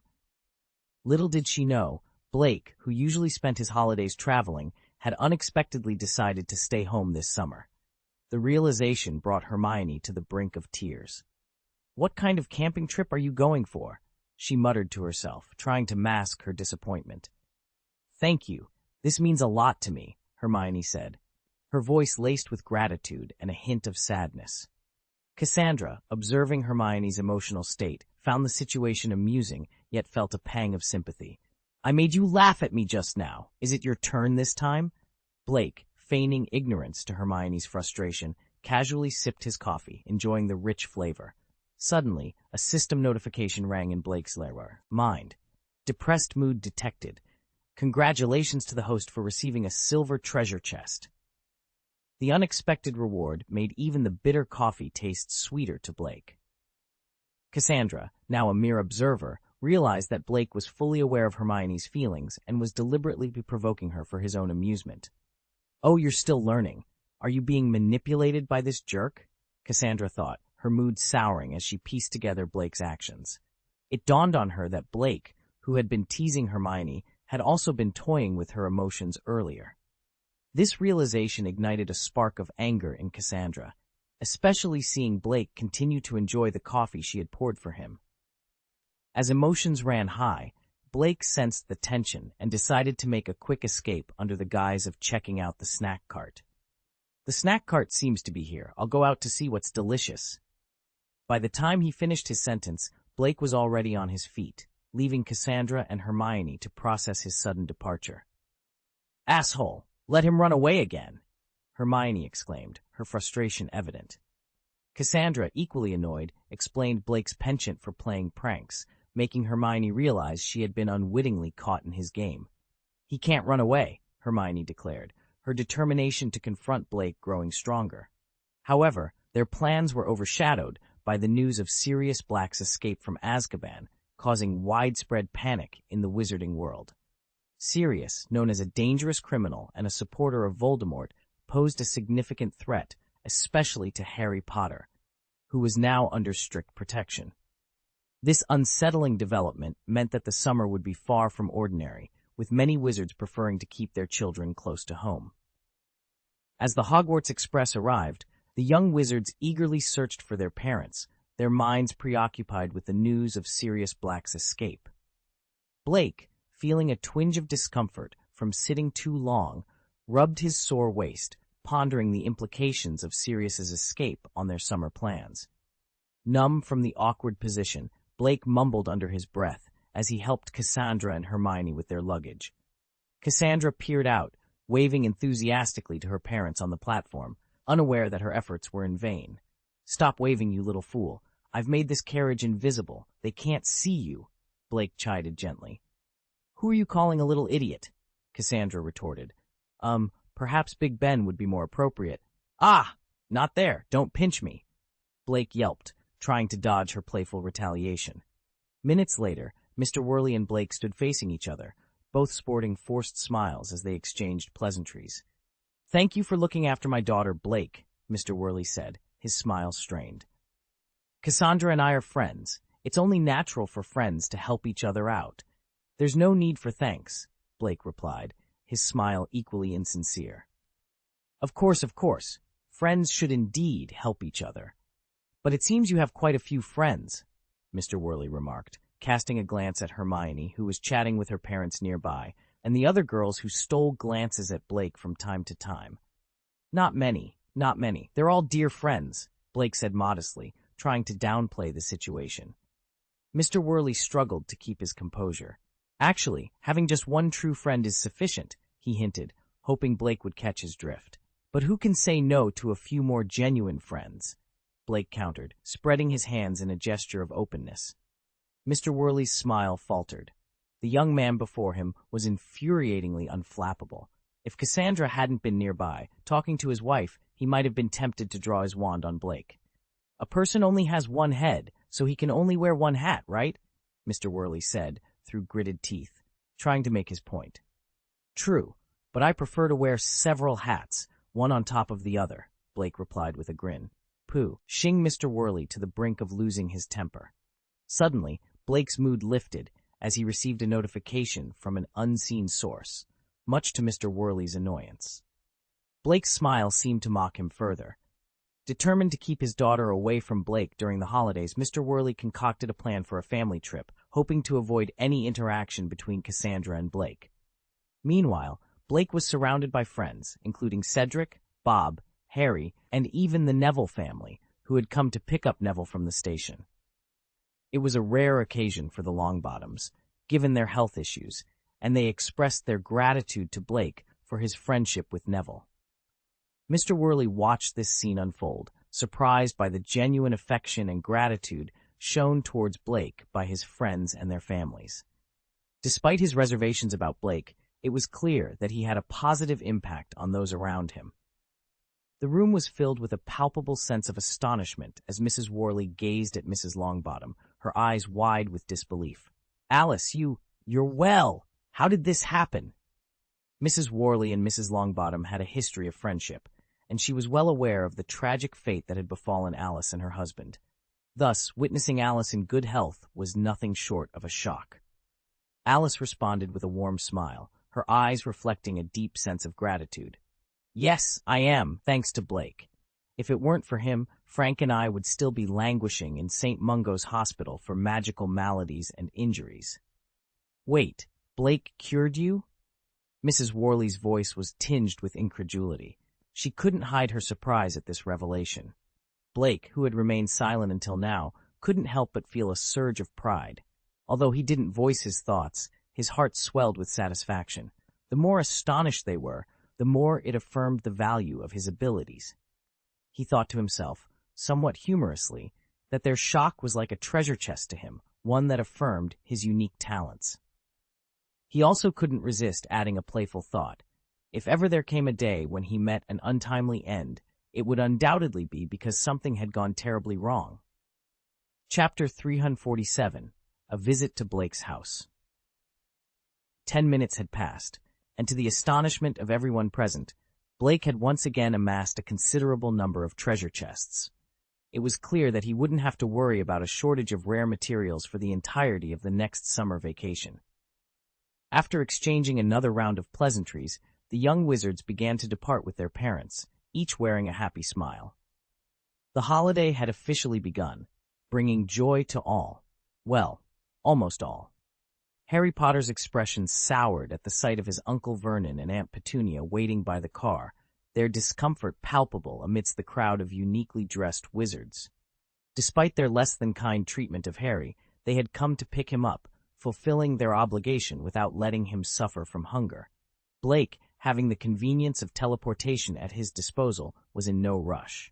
He lingered at the entrance of the train station, bidding farewell to his friends. "We've made a plan. I'll write to you, and don't you dare forget." Cassandra left with a bright smile. Mrs. Worley nudged her husband, urging him to manage his expressions more carefully. Luna Lovegood approached Blake with her father, Xenophilius. "Would you like to join us? I believe Professor Dumbledore won't be heading home just yet. Why not come over to our place and meet some fascinating creatures?" Xenophilius, unlike Mr. Worley, held a fondness for Blake, appreciating the kindness he showed towards Luna. After the loss of his wife, Xenophilius's primary concern was Luna's happiness, and Blake's friendship offered her much-needed companionship. "I'd love to. You know I can easily make my way there," Blake responded, acknowledging Mr. Lovegood's awareness of his magical abilities. Without further persuasion needed, Blake turned to Luna. "I'm planning to visit Mr. Scamander in a few days. Would you like to come along?" Luna's eyes sparkled with excitement at the mention of the magizoologist, a man known for his shyness but passionate about magical creatures. However, she first sought her father's approval. "Go, Luna. Don't worry about me," Xenophilius encouraged, understanding the importance of this opportunity for his daughter. With few friends and a unique personality, Luna cherished her friendship with Blake and Ginny Weasley. Thus, Xenophilius saw no reason to decline. Overjoyed, Luna gave her father a quick kiss on the cheek before turning her attention back to Blake. As the day grew late, Blake checked his watch, ready to head home. The journey from Hogwarts was notoriously long, and he was eager to return. He silently waved goodbye to Hermione Granger, who was preparing to leave with her parents. Catching his gesture, Hermione waved back before Blake disappeared into the crowd. Inside the car, Mrs. Granger noticed Hermione's lingering gaze and smiled. "That was Blake, wasn't it? The young man you've mentioned before. He seems very nice. When do you plan to invite him over?" Hermione, caught off guard, quickly deflected. "No, I mean, it's better for you to enjoy your vacation," Mrs. Granger teased. "Oh, so someone is planning to visit him instead, and that's why you've sent us on this trip." "Mom, stop it. I wouldn't visit his house even if it were the last place on Earth," Hermione protested, flustered. Mrs. Granger chuckled. "I never said you were the one visiting. I mentioned someone." Defeated by her mother's teasing, Hermione fell silent, a blush creeping onto her cheeks. Upon returning to Godric's Hollow, Blake was pleasantly surprised to find Nagini had arrived early, having requested to be taken home directly instead of taking the train. The dining table was laden with an array of delicious dishes, a testament to Nagini's culinary skills, which had evidently improved over the past few months. Blake, with a sense of admiration and surprise, complimented her. "I didn't expect your cooking skills to have improved so much in just a few months. Nagini, you're truly a genius."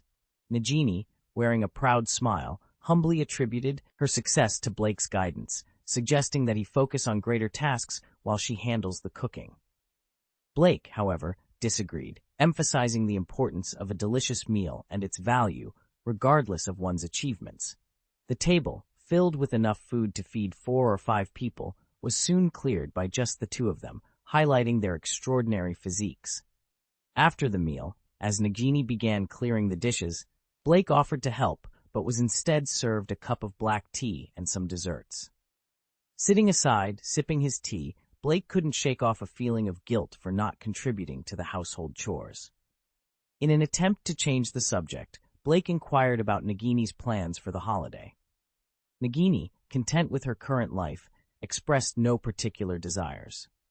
When Blake mentioned his plans to settle matters with Mr. Scamander regarding the zoo, Nagini eagerly asked to accompany him, not wanting to be left alone at home. Blake agreed, and the conversation shifted to The Quibbler, a publication Nagini expressed interest in. Surprised by her interest, Blake promised to get her the latest issue in advance, explaining the fast-paced process of its publication, largely managed by Dobby and the magic-enhanced printing press.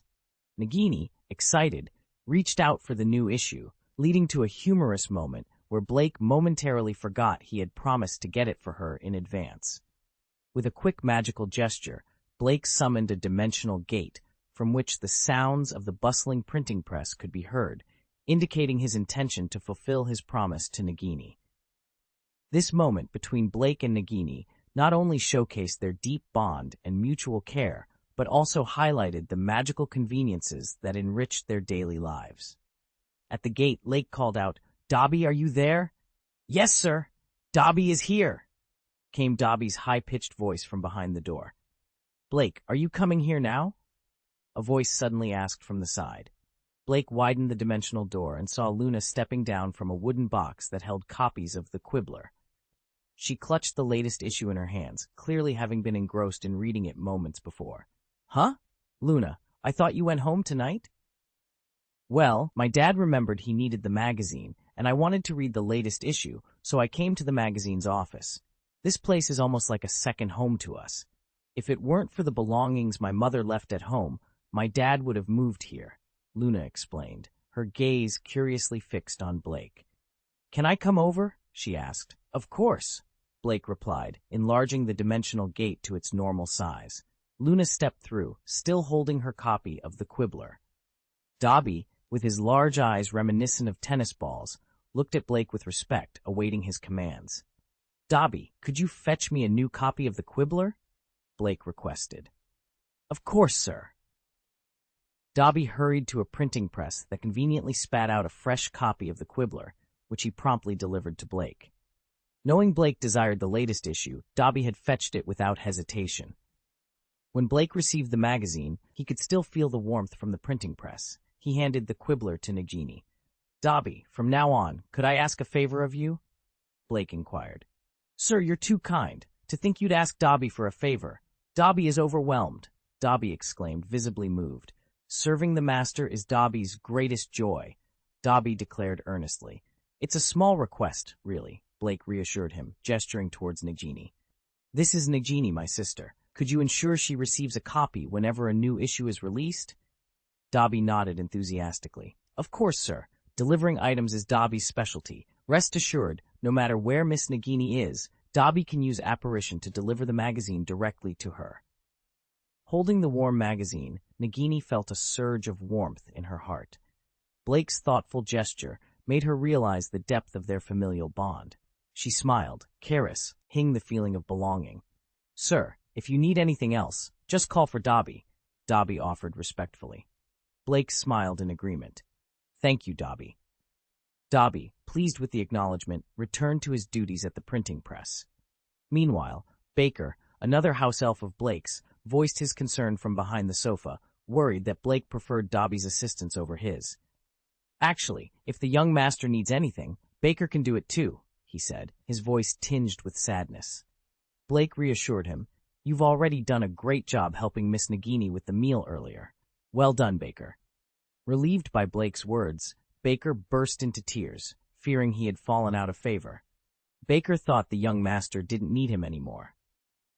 Blake couldn't help but find the situation amusing. House elves certainly had their quirks, but their dedication to their work was undeniable. Contemplating this, Blake wondered if there were other house elves like Dobby who had lost their masters. Unlike Hermione, who was passionate about elf rights, Blake saw potential in utilizing their talents without necessarily liberating them. He pondered where these house elves might be found and decided to consult Agatha, a frequent visitor to Nocturne Alley, for information. "Luna, have you finished eating? Would you like something to drink?" Nagini noticed Blake's preoccupation and promptly offered to serve Luna on his behalf. "Thank you, Nagini. Tea would be lovely," Luna responded, settling down comfortably. She then turned towards the door and called out, "Dobby, could you please inform my father later that I'm visiting Blake? I wouldn't want him to worry." Before Dobby could reply, Mr. Lovegood's voice floated in from outside. "No worries, Luna. You're welcome to spend time at Blake's. I'm quite at ease knowing where you are. Feel free to enjoy yourself, even if it means staying over." This exchange highlighted the trust and understanding within their small community, showcasing the warmth and care they extended towards each other. Chapter 348, An Unexpected Sleepover. Hey, let's play poker tonight!" Blake exclaimed, breaking the silence that had fallen over the room after Mr. Lovegood's surprising suggestion. The only sound that remained was the distant hum of a printing press in operation. The idea of a father being so nonchalant about his daughter spending the night at a male classmate's house left everyone momentarily speechless. In many places, children around the ages of 11 or 12 are considered junior high students, a time when romantic feelings are just beginning to bud. Secret crushes are common, and in more conservative societies, such interactions are often viewed with caution. However, the notion seemed even more liberal when considering that in many parts of the world, children mature faster due to different cultural and educational influences. Thus, Mr. Lovegood's casual approval of his daughter's overnight stay at Blake's house was met with astonishment. It was a reaction more akin to Mr. Worley's, who would likely guard his own daughter as if against a potential thief. But of course, Blake had no objections. Why would he? It felt like a gift had just fallen into his lap. After the initial shock wore off, Blake managed to compose himself, barely suppressing a grin. "Okay," he said with feigned calmness. "However, we're visiting Mr. Scamander tomorrow. Since Luna was planning to join us, why not bring your luggage over now?" Blake's intentions were transparent, so much so that even Dumbledore at Hogwarts could probably sense them. Even Dobby, the house elf, seemed to catch on to Blake's thinly veiled excitement. Nagini, sensing Blake's barely contained glee, tugged at his sleeve, a silent plea for him to exercise some restraint. "Of course, I'll go get Luna's suitcase," Mr. Lovegood declared, his voice brimming with happiness. Dobby sprang into action. "Sir, let Dobby handle it," he offered eagerly. Minutes later, Luna watched in bewilderment as the dimensional door before her slowly closed, her suitcase being carted off towards the guest room by the elf named Baker. Confusion washed over her. What just happened? She had come for a visit, and now the door was shut. Her suitcase moved without explanation. On the other side, Mr. Lovegood's face broke into a smug smile as the door closed. Luna set her cup down. "So, Blake, it seems I'll be imposing on you again." Blake shook his head, dismissing her concern. "It's no trouble at all. Baker has prepared your room. We'll head out to see Mr. Scamander tomorrow." Curiosity piqued, Luna inquired, "Last time you mentioned wanting to build a zoo with Mr. Scamander. Is it already finished?" Blake nodded. "They've been working on it for months. With sufficient funds and skilled wizards at hand, setting up the infrastructure was relatively straightforward. Wizards' construction methods are much simpler than those of Muggles," he explained. "And what will we be doing there tomorrow?" Luna asked, eager to help. "The infrastructure is complete. Our main task now is to ensure the magical creatures are settled and remain within their designated areas," Blake replied. "Many of these magical animals were rescued from poachers and cannot be released back into the wild. For instance, the venomous leopard capable of poisoning an entire village with a single breath. These remarkable creatures can be quite challenging to manage, which is why the idea of a zoo came to be." Luna nodded, understanding the importance of Blake's role. His magical ability to communicate with animals made him uniquely suited for this task. The thought of seeing magical creatures she had only read about filled her with excitement. "Okay," Blake said, his enthusiasm infectious. "Since there are 3 of us now, why not? Let's play a game." "What game?" Luna asked, intrigued.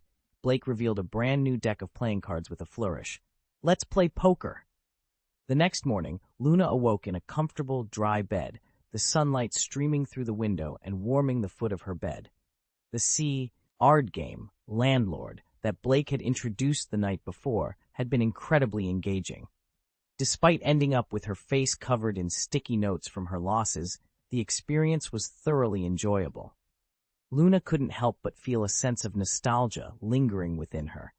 It wasn't merely the game that drew her back, it was the joy of sharing laughter with someone else. As she stepped out of the living room, she noticed Blake seated at the dining table, engrossed in the newspaper. In the kitchen, Nagini and Baker were bustling about. "Good morning, Luna. How did you sleep last night?" Blake asked with a cheerful tone. "I slept well, thank you. And I must say, your game was incredibly fun. Do you think we'll have the chance to play together again in the future?" Luna inquired, her eyes sparkling with anticipation. "Absolutely. While that game might be simpler than wizard chess, it's still one of my favorites," Blake mused, stroking his chin thoughtfully. "I do have another game in mind, though it requires 4 players. Luna's curiosity was piqued. "What game?" "Mahjong," Blake exclaimed. Wizards, deeply reverent of tradition, often found themselves lagging behind Muggles in terms of entertainment technology. While Muggles had moved on to televisions and computers, wizards were still enchanted by the simplicity of radio. Thus, card games like fighting landlords and playing mahjong represented a rare and cherished form of entertainment among them. One could only imagine the excitement of witches and wizards, accustomed to waiting eagerly for the latest issue of the Quibbler upon discovering the joys of mahjong. "Why don't we invite Baker to join us? Then we'll have 4 players, Luna suggested. Blake sighed, a hint of resignation in his voice. "After last night's game of Landlord, do you really think he'd dare to outplay me? Baker would never do anything to upset his master, including winning a game against me." Luna, sensing the delicate situation, proposed a compromise. "How about we play cards instead?" "That's settled then," Luna agreed, albeit with a touch of disappointment. "After breakfast, we'll pick up the 4th player and head to Mr. Scamander's place." The prospect of their adventure brightened Luna's mood instantly. 4 people for cones? The journey through London's streets was smooth, with their old Ford blending seamlessly into the traffic. The car's windows, tinted with black glass, obscured the view of the driver from outside. Inside, Luna and Nagini engaged in lively conversation with Blake, who occasionally turned around from the driver's seat. They were fascinated by the car's seemingly autonomous features, including a steering wheel that turned without human touch and a gear lever that shifted gears on its own. "Is this car driven by magic?" Nagini asked, intrigued. Blake clarified, "While I could use magic to drive, this car actually drives itself." At Blake's explanation, 2 lights on the dashboard flickered to life, almost as if acknowledging his words. Luna and Nagini were captivated, feeling as though the lights were watching them with a knowing gaze. "The car has its own consciousness and even a name," Blake revealed, sparking further curiosity. "And what might that name be?" Luna inquired. Blake tapped the steering wheel, activating the language module. "I'll let the car introduce itself." A deep, magnetic voice filled the car. "Hello, Miss Lovegood. My name is Megatron, and I am a Transformer." "Transformer? That's an unusual name. What does it mean?" Luna asked, her interest piqued. "Transformers are a series of alchemical Autobots, like myself, capable of transforming," Blake explained. "So, you can transform into a human-like form?" Luna pressed. Megatron clarified, "It's more of a human-like form, but I'm currently on a mission and cannot transform without Blake's permission." Blake suddenly found himself the focus of 2 intense gazes. "All right, I'll find a secluded spot later where Megatron can transform without any prying eyes." The journey continued, with Luna and Nagini eagerly discussing the possibilities of Autobots and transformations, leaving Blake feeling somewhat sidelined in his own vehicle. Yet, the promise of witnessing Megatron's transformation added an exciting layer to their adventure. Blake spread his hands in a gesture of helplessness before ultimately deciding to compromise. Despite this, he couldn't hide his excitement. The ability to communicate normally indicated that the AI technology, derived from soul magic, had reached a level of proficiency. The car soon entered a Muggle neighborhood and stopped in front of a house. Blake cautiously opened the car door, ensuring no one was watching, before stepping out. Luna and Nagini followed, both having swapped their wizard robes for muggle attire. Inside the house, Hermione was sprawled on the carpeted floor of her room, listlessly flipping through a thick book. The sounds of her parents discussing potential travel plans to Australia could be heard from the living room. Hermione sighed wistfully, wishing she could join them, but lamented the absence of someone who, to her, was as unresponsive as a block of wood. The doorbell's chime interrupted her thoughts. Hermione barely paid it any mind, assuming it was a visitor for her parents. However, when her father's voice echoed through the house, welcoming Blake and asking for her, Hermione was taken aback. Why would Blake come to see her? She scrambled to her feet, momentarily retreating to find her slippers before heading to the door.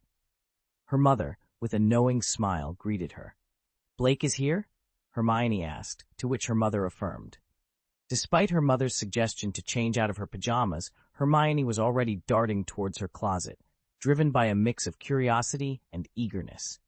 In the living room, Mr. Granger engaged Blake and his companions in conversation, expressing a keen interest in the wizarding world, much like Mr. Weasley. Blake explained their intention to visit Newt Scamander, a renowned magical zoologist whose work was foundational to their studies. Mr. Granger, intrigued, likened Scamander's significance in magical zoology to Einstein's in physics, a comparison that sparked Hermione's interest as she joined them. Dressed in a white dress, Hermione entered the room, her bare feet contrasting against the brown floor. Blake, momentarily caught off guard by her appearance, shared with Hermione their plans to visit Scamander. Hermione, acknowledging Scamander's unparalleled expertise in magical zoology, expressed her enthusiasm for the visit. Mr. Granger, supportive of the idea, likened the opportunity to meeting Einstein, highlighting the significance of such an encounter in their world. Hermione's eyes widened in surprise as she looked at Blake. You're inviting me to join you?" she asked, disbelief coloring her tone. "Of course. Will you come?" Blake replied, his smile warm and inviting. "Okay," Hermione responded, her voice brimming with excitement. She had learned on the train that Blake planned to visit Mr. Scamander during the holidays. Initially, she thought she would spend the holiday at home, especially since her parents had their own travel plans. The unexpected invitation from Blake, who had personally come to her door, swept away any lingering resentment she had harbored since their train ride. Mr. Granger, Hermione's father, expressed his approval.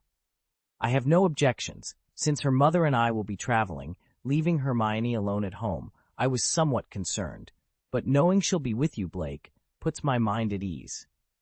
Blake had always made a positive impression on Mr. Granger, who trusted him implicitly. He had also noticed a change in his daughter's demeanor. When she went out to meet a classmate today, she wore her favorite skirt. "This isn't just any ordinary classmate, is it?" he mused, recognizing the significance of Hermione's actions. Mr. Granger understood that if he refused, he would only disappoint his daughter. Moreover, he viewed Blake's invitation not merely as a visit to Mr. Scamander, but as an educational opportunity akin to a study group organized by classmates during the holidays. Hermione was visibly eager, barely able to finish her lunch at home before she was ready to leave, carrying a small package that appeared to have been packed well in advance. She had prepared it, hoping to travel with Blake, and now, to her delight, she would indeed use it. "How do you plan to visit that gentleman?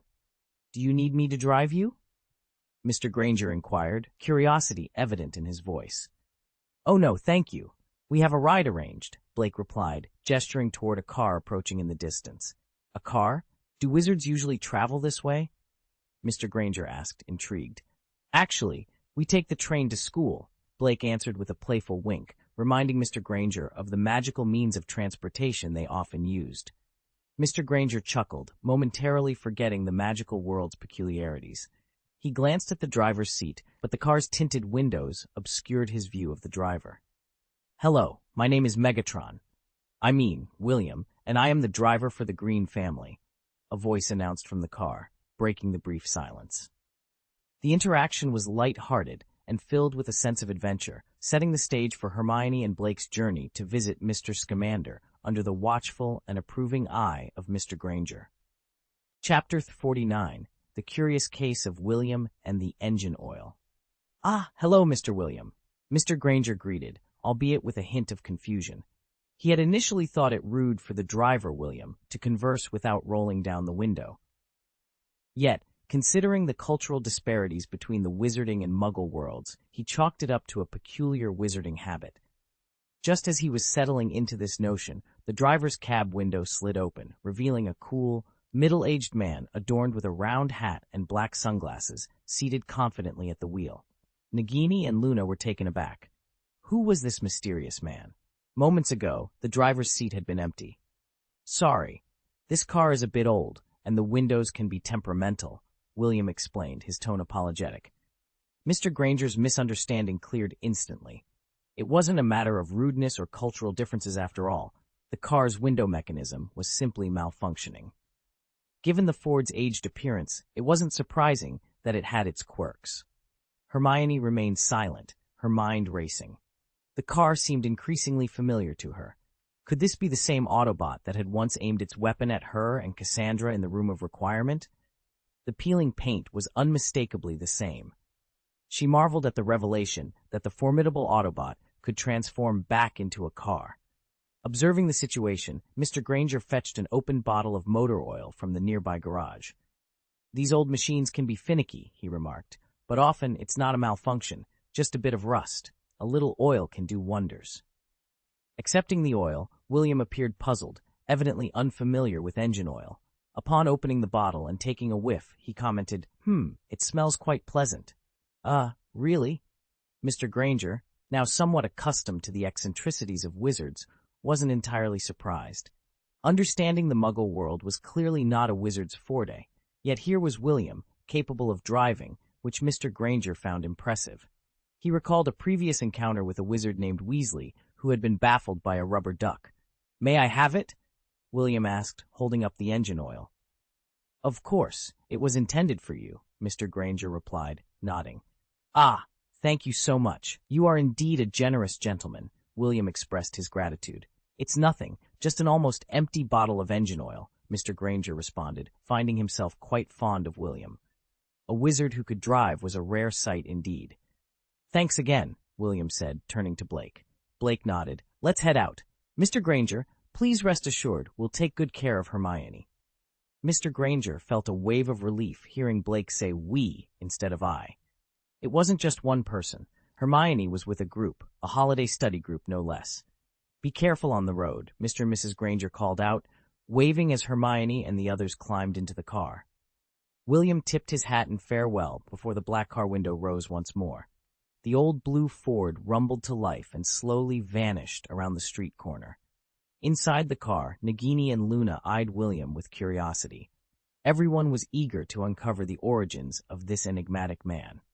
When they had arrived, Blake had been in the driver's seat, but now William had taken his place, with Blake in the passenger seat and the three girls in the back.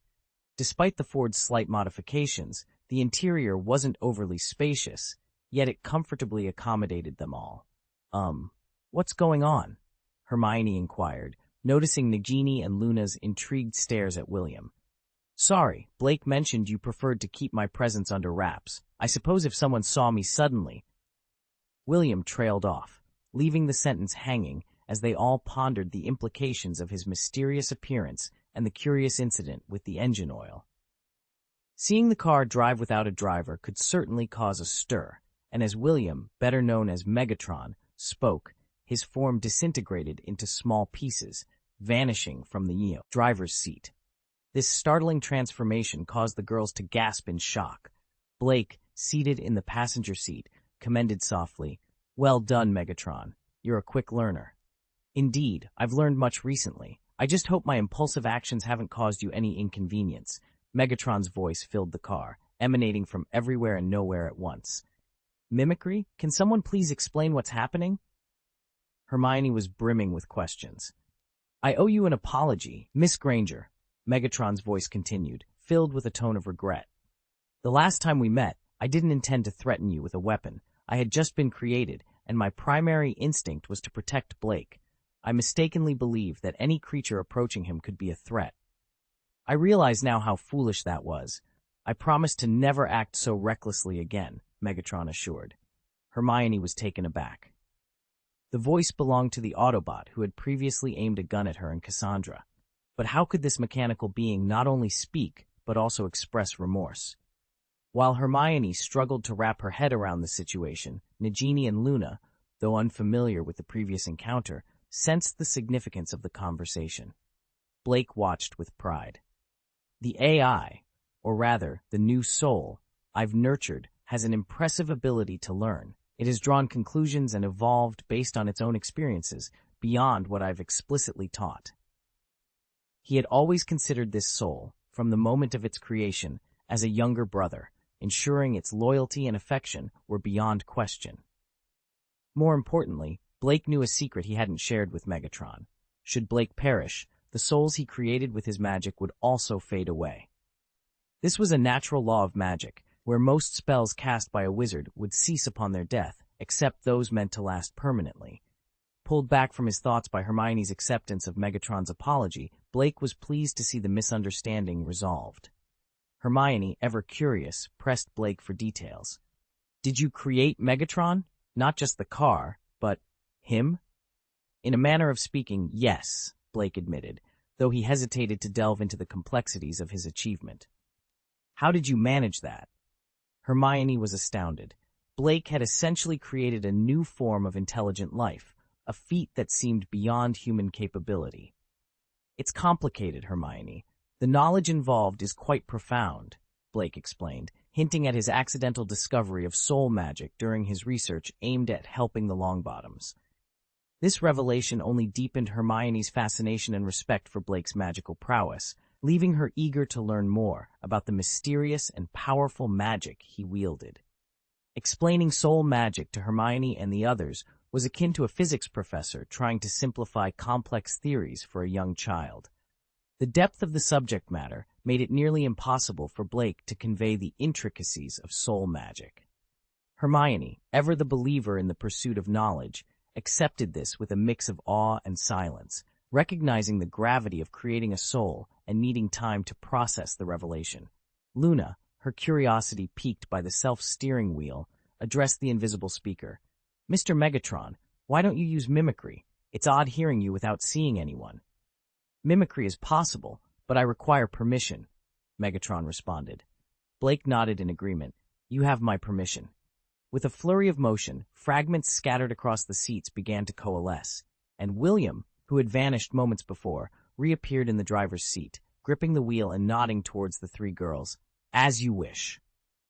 Luna, delighted by the transformation, suggested, how about we call you Megatron in your Autobot form and William in your mimic form? Understood. I've stored the name William in my memory. Use it, and I'll respond, Megatron replied, this time without seeking Blake's approval. He was learning the nuances of when to seek guidance and when to act independently. As the car veered into a secluded alley, William inquired, Are we ready to officially depart? Blake surveyed the area, ensuring their privacy. Yes. William pressed a hidden button under the dashboard, and the blue Ford vanished from the alley, leaving Hermione in awe as she gazed at the clouds through the window, marveling at the car's ability to fly. So, this car belongs to Mr. Weasley's family, the same one Harry and his friends used. Blake confirmed, recounting how he found and secured the car in the Forbidden Forest. Hermione, concerned about the ethical implications, hesitated before voicing her concern. But, doesn't this belong to Mr. Weasley? Blake, slightly embarrassed, admitted, I'd rather he not find out. I've made significant changes. Hermione's curiosity was piqued. What kind of compensation did you provide? Blake handed her a copy of the Daily Prophet, featuring a prominent photo of the Sly family. Luna recognized the story. Mr. Weasley won a Gold Galleons award from the Daily Prophet. The prize was 2,000 gold galleons. Hermione realized Blake's method of compensation was to ensure Mr. Weasley won a significantly increased lottery prize, effectively purchasing Megatron's newfound intelligence as a fair exchange. Okay, but I suggest you change its color. Mr. Weasley might recognize it otherwise, Hermione advised. Blake, acknowledging his oversight, agreed, You're right. I used to change the paint first thing after acquiring a car in Los Santos. William, fond of the car's current hue, reluctantly agreed to a change. I quite like blue. Blake, considering an alternative, proposed, How about we change the model instead? Megatron, intrigued, presented a magazine to Blake, pointing to a Rolls-Royce Phantom. Can you transform me into this? Blake, taken aback by the choice, couldn't help but smile at the ambitious request. William sighed, setting aside the magazine with a look of resignation. Amidst the astonished stares of those around him, he reached for the bottle of engine oil. With deliberate motions, he unscrewed the cap, and in a move that left everyone around him speechless, tilted the bottle to his lips and took a swig. Hiccup. The sound escaped him almost involuntarily, a testament to the bizarre act he had just committed. Blake watched, his expression a mix of disbelief and discomfort, as if he were witnessing something between a bad joke and an impossible reality. "Wow, that engine oil packs quite the punch," he managed to say, though his tone suggested he was grappling with the absurdity of the situation. The idea that car enthusiasts might go to such lengths, including drinking engine oil, seemed far-fetched. Yet William's actions challenged their preconceptions, blurring the lines between dedication and madness in their pursuit of automotive passion. Chapter 350. What? Blake flipped over again. On an unnamed island, a place Dumbledore had specifically sought out, the atmosphere was livelier than ever before. This newfound vibrancy wasn't due to an increase in the number of magical creatures, but rather the influx of people. This island had become the chosen location for Blake and Newt's unique zoo. Blake had discreetly transported everyone to a small island nearby, opting to stow away Megatron, given the creature's questionable legality. With the island now bustling with visitors, it was best to keep a low profile. Armed with a handful of brooms, Blake led the group from the small island, flying directly towards the unnamed island. "Follow me closely. If you stray, you'll lose your way," he cautioned, guiding them forward. Among the followers, Hermione and Nagini were familiar with the unnamed island, having previously visited through a dimensional door from Hagrid's cabin.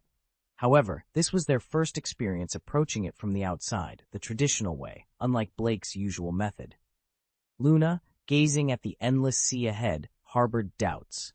The open water seemed to stretch infinitely, with no sign of their destination. Yet, as Blake suddenly veered around a corner, he greeted them with open arms, exclaiming, "Welcome to the zoo." Following his lead, Luna rounded the corner and was met with a staggering sight. An island of immense size, its boundaries unseen, materialized before her eyes, boasting a diverse range of ecosystems. Near the entrance, lush greenery thrived, home to low-risk magical creatures like the mooncalf and the niffler. Farther in the distance, she could make out the silhouette of a dragon soaring through the clouds. A white-haired elderly lady, busy feeding a group of mooncalves, noticed the newcomers. "Good day, dear Blake. I was wondering when you'd arrive," she greeted as Blake landed smoothly before her. "Good day, Mrs. Scamander. My apologies for the delay," Blake replied, dismounting his broom. Mrs. Scamander, petting a mooncalf, shared her concern. "Ah, I wasn't really waiting. As you can see, I've been engaging with these little ones, but could you check if they've had enough? They stop eating but still linger around me." "They're quite fond of you, Mrs. Scamander. They actually wish for you to watch them dance under the moonlight," Blake explained. "Is that so?" Mrs. Scamander mused, caressing the mooncalves once more. "I think I'm beginning to understand Newt's affection for these creatures." Noticing the new faces, she inquired, "Oh, have you brought new friends?" Blake introduced Hermione and Luna to Mrs. Scamander, who warmly welcomed them.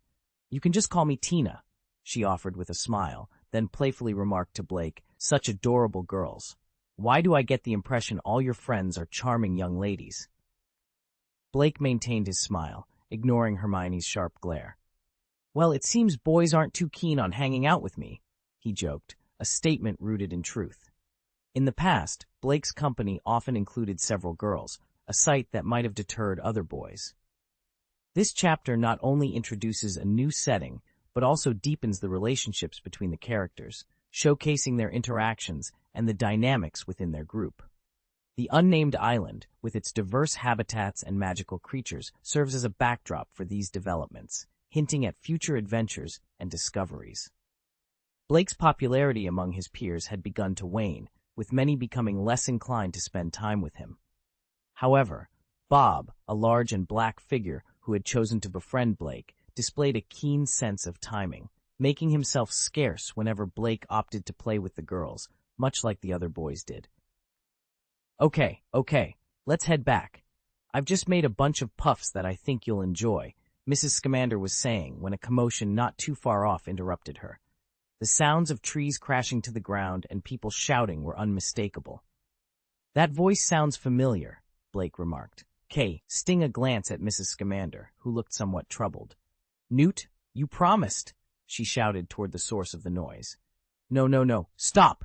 Tina will kill me. Oh, I can already hear her voice, came a distressed reply, followed by a loud boom as a massive creature landed in front of Blake. Instinctively, Nagini positioned herself protectively in front of Hermione and Luna, who peered curiously over her shoulder at the newcomer. The creature, as large as an elephant and resembling a giant cat with a long, feathery tail and vibrant colors, was unlike any ordinary cat. It regarded Blake with an almost human-like smile. Merlin, exclaimed the old man with disheveled hair, perched atop the creature. His face fell upon seeing Tina.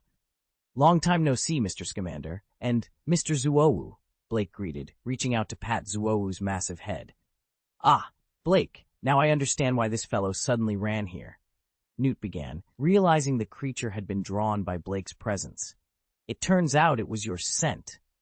But you've inadvertently caused me trouble, Newt continued, his expression turning to one of concern as he addressed Tina. Tina, please let me explain. This isn't what it looks like.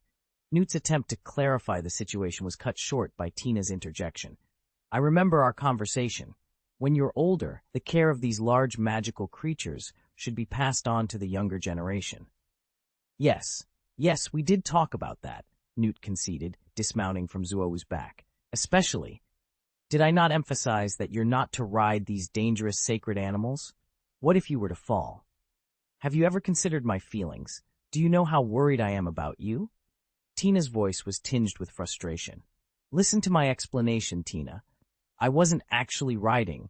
I was just grooming its back, and then climbed on. It enjoys it when I tickle it, Newt tried to explain.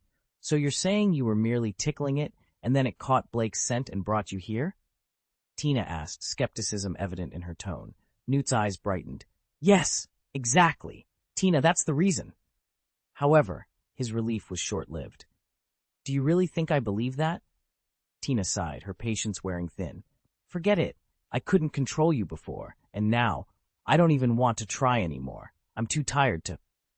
Newt, now visibly panicking, realized the gravity of the situation. Tina's lack of anger was more alarming than if she had been furious. He looked desperately at Blake for support. Mrs. Scamander, Blake addressed Tina, who turned to face him.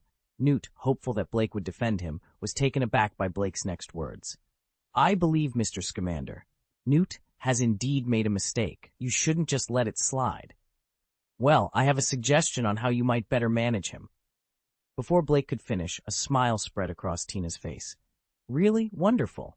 Let's discuss this further at home, Tina said, taking Blake's hand and leading him away, leaving a bewildered Newt staring after them. Oh, Blake, aren't we on the same side?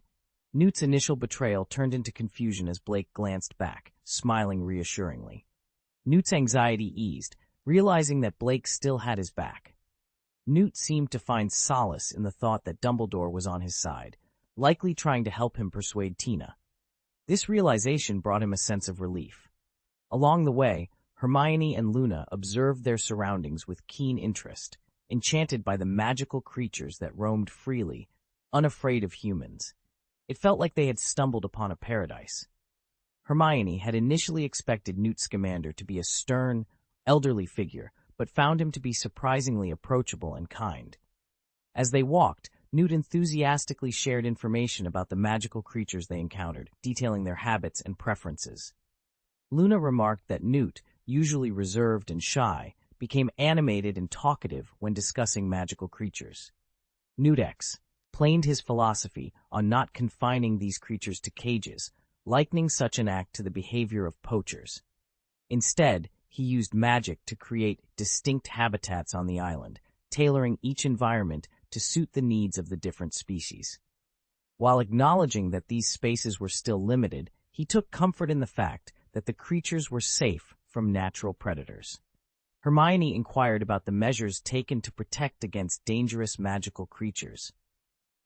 Newt admitted that magical barriers were erected to contain them, which, in a way, still confined them, but in a more humane and spacious environment. He expressed a melancholic sentiment, wishing for a world where these creatures could roam freely without the threat of being hunted or captured. Hermione offered words of comfort, suggesting that the safety and preservation of life were paramount, even if it meant sacrificing a degree of freedom.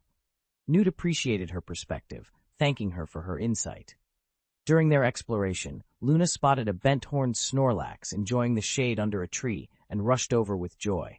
The creature, recognizing Luna as a friend, permitted by its caretaker, Blake, eagerly interacted with her, fulfilling its master's wishes and delighting Luna. Hermione, curious about the unfamiliar creature, expressed her surprise at not having encountered it in her extensive readings. Luna explained that the bent-horned Snorlax had been featured in the first issue of The Quibbler under Blake's editorship, but Hermione had missed it due to the issue's rapid sellout. Newt shared his amazement at the discovery of the bent-horned Snorlax, a creature once thought to be purely mythical, crediting Blake for its introduction to their sanctuary. Hermione, puzzled, questioned when Blake had embarked on this quest. Luna recounted their adventure in January, revealing that they had encountered poachers during their search for the Snorlax. Hermione realized that Blake's mysterious disappearance at that time was linked to this expedition, despite his claims of searching for alchemy materials alone. Luna clarified that she, along with Nagini, had accompanied Blake on this journey, which included traveling on a fire dragon after leaving the UK, riding a flying carpet together, and you're still riding a fire dragon. Hermione's defense faltered. The idea of traveling with Blake on a fire dragon was something she had fantasized about, yet she wasn't the one living out that fantasy, which filled her with a tinge of sadness. In truth, Hermione wouldn't have minded if Blake hadn't invited her on his adventures. What she found difficult to accept, however, was his decision to keep it a secret from her. As Hermione voiced her thoughts, Newt Scamander sensed a shift in the atmosphere. Observing Hermione's downcast expression and recalling Luna's earlier comments, he pieced together the situation. Known for his integrity, Newt suddenly realized the gravity of the misunderstanding. At that moment, Hermione inquired, "Mr. Scamander, do you have an owl? I need to send a letter." "Oh, of course," Newt replied, watching as Hermione took out a pen and paper to write to Cassandra. She was determined not to let the discomfort and the sense of betrayal consume her. After all, Blake hadn't just lied to her. Newt watched Hermione meticulously penning her letter on a piece of paper laid out on a stone, and he couldn't shake off a feeling of unease. Damn, why do I have the feeling that what Blake is facing this time is nothing compared to what I've encountered? Should I warn Blake beforehand? He thought to himself, envisioning a metaphorical river of blood. The stakes, it seemed, were much higher than he had initially thought.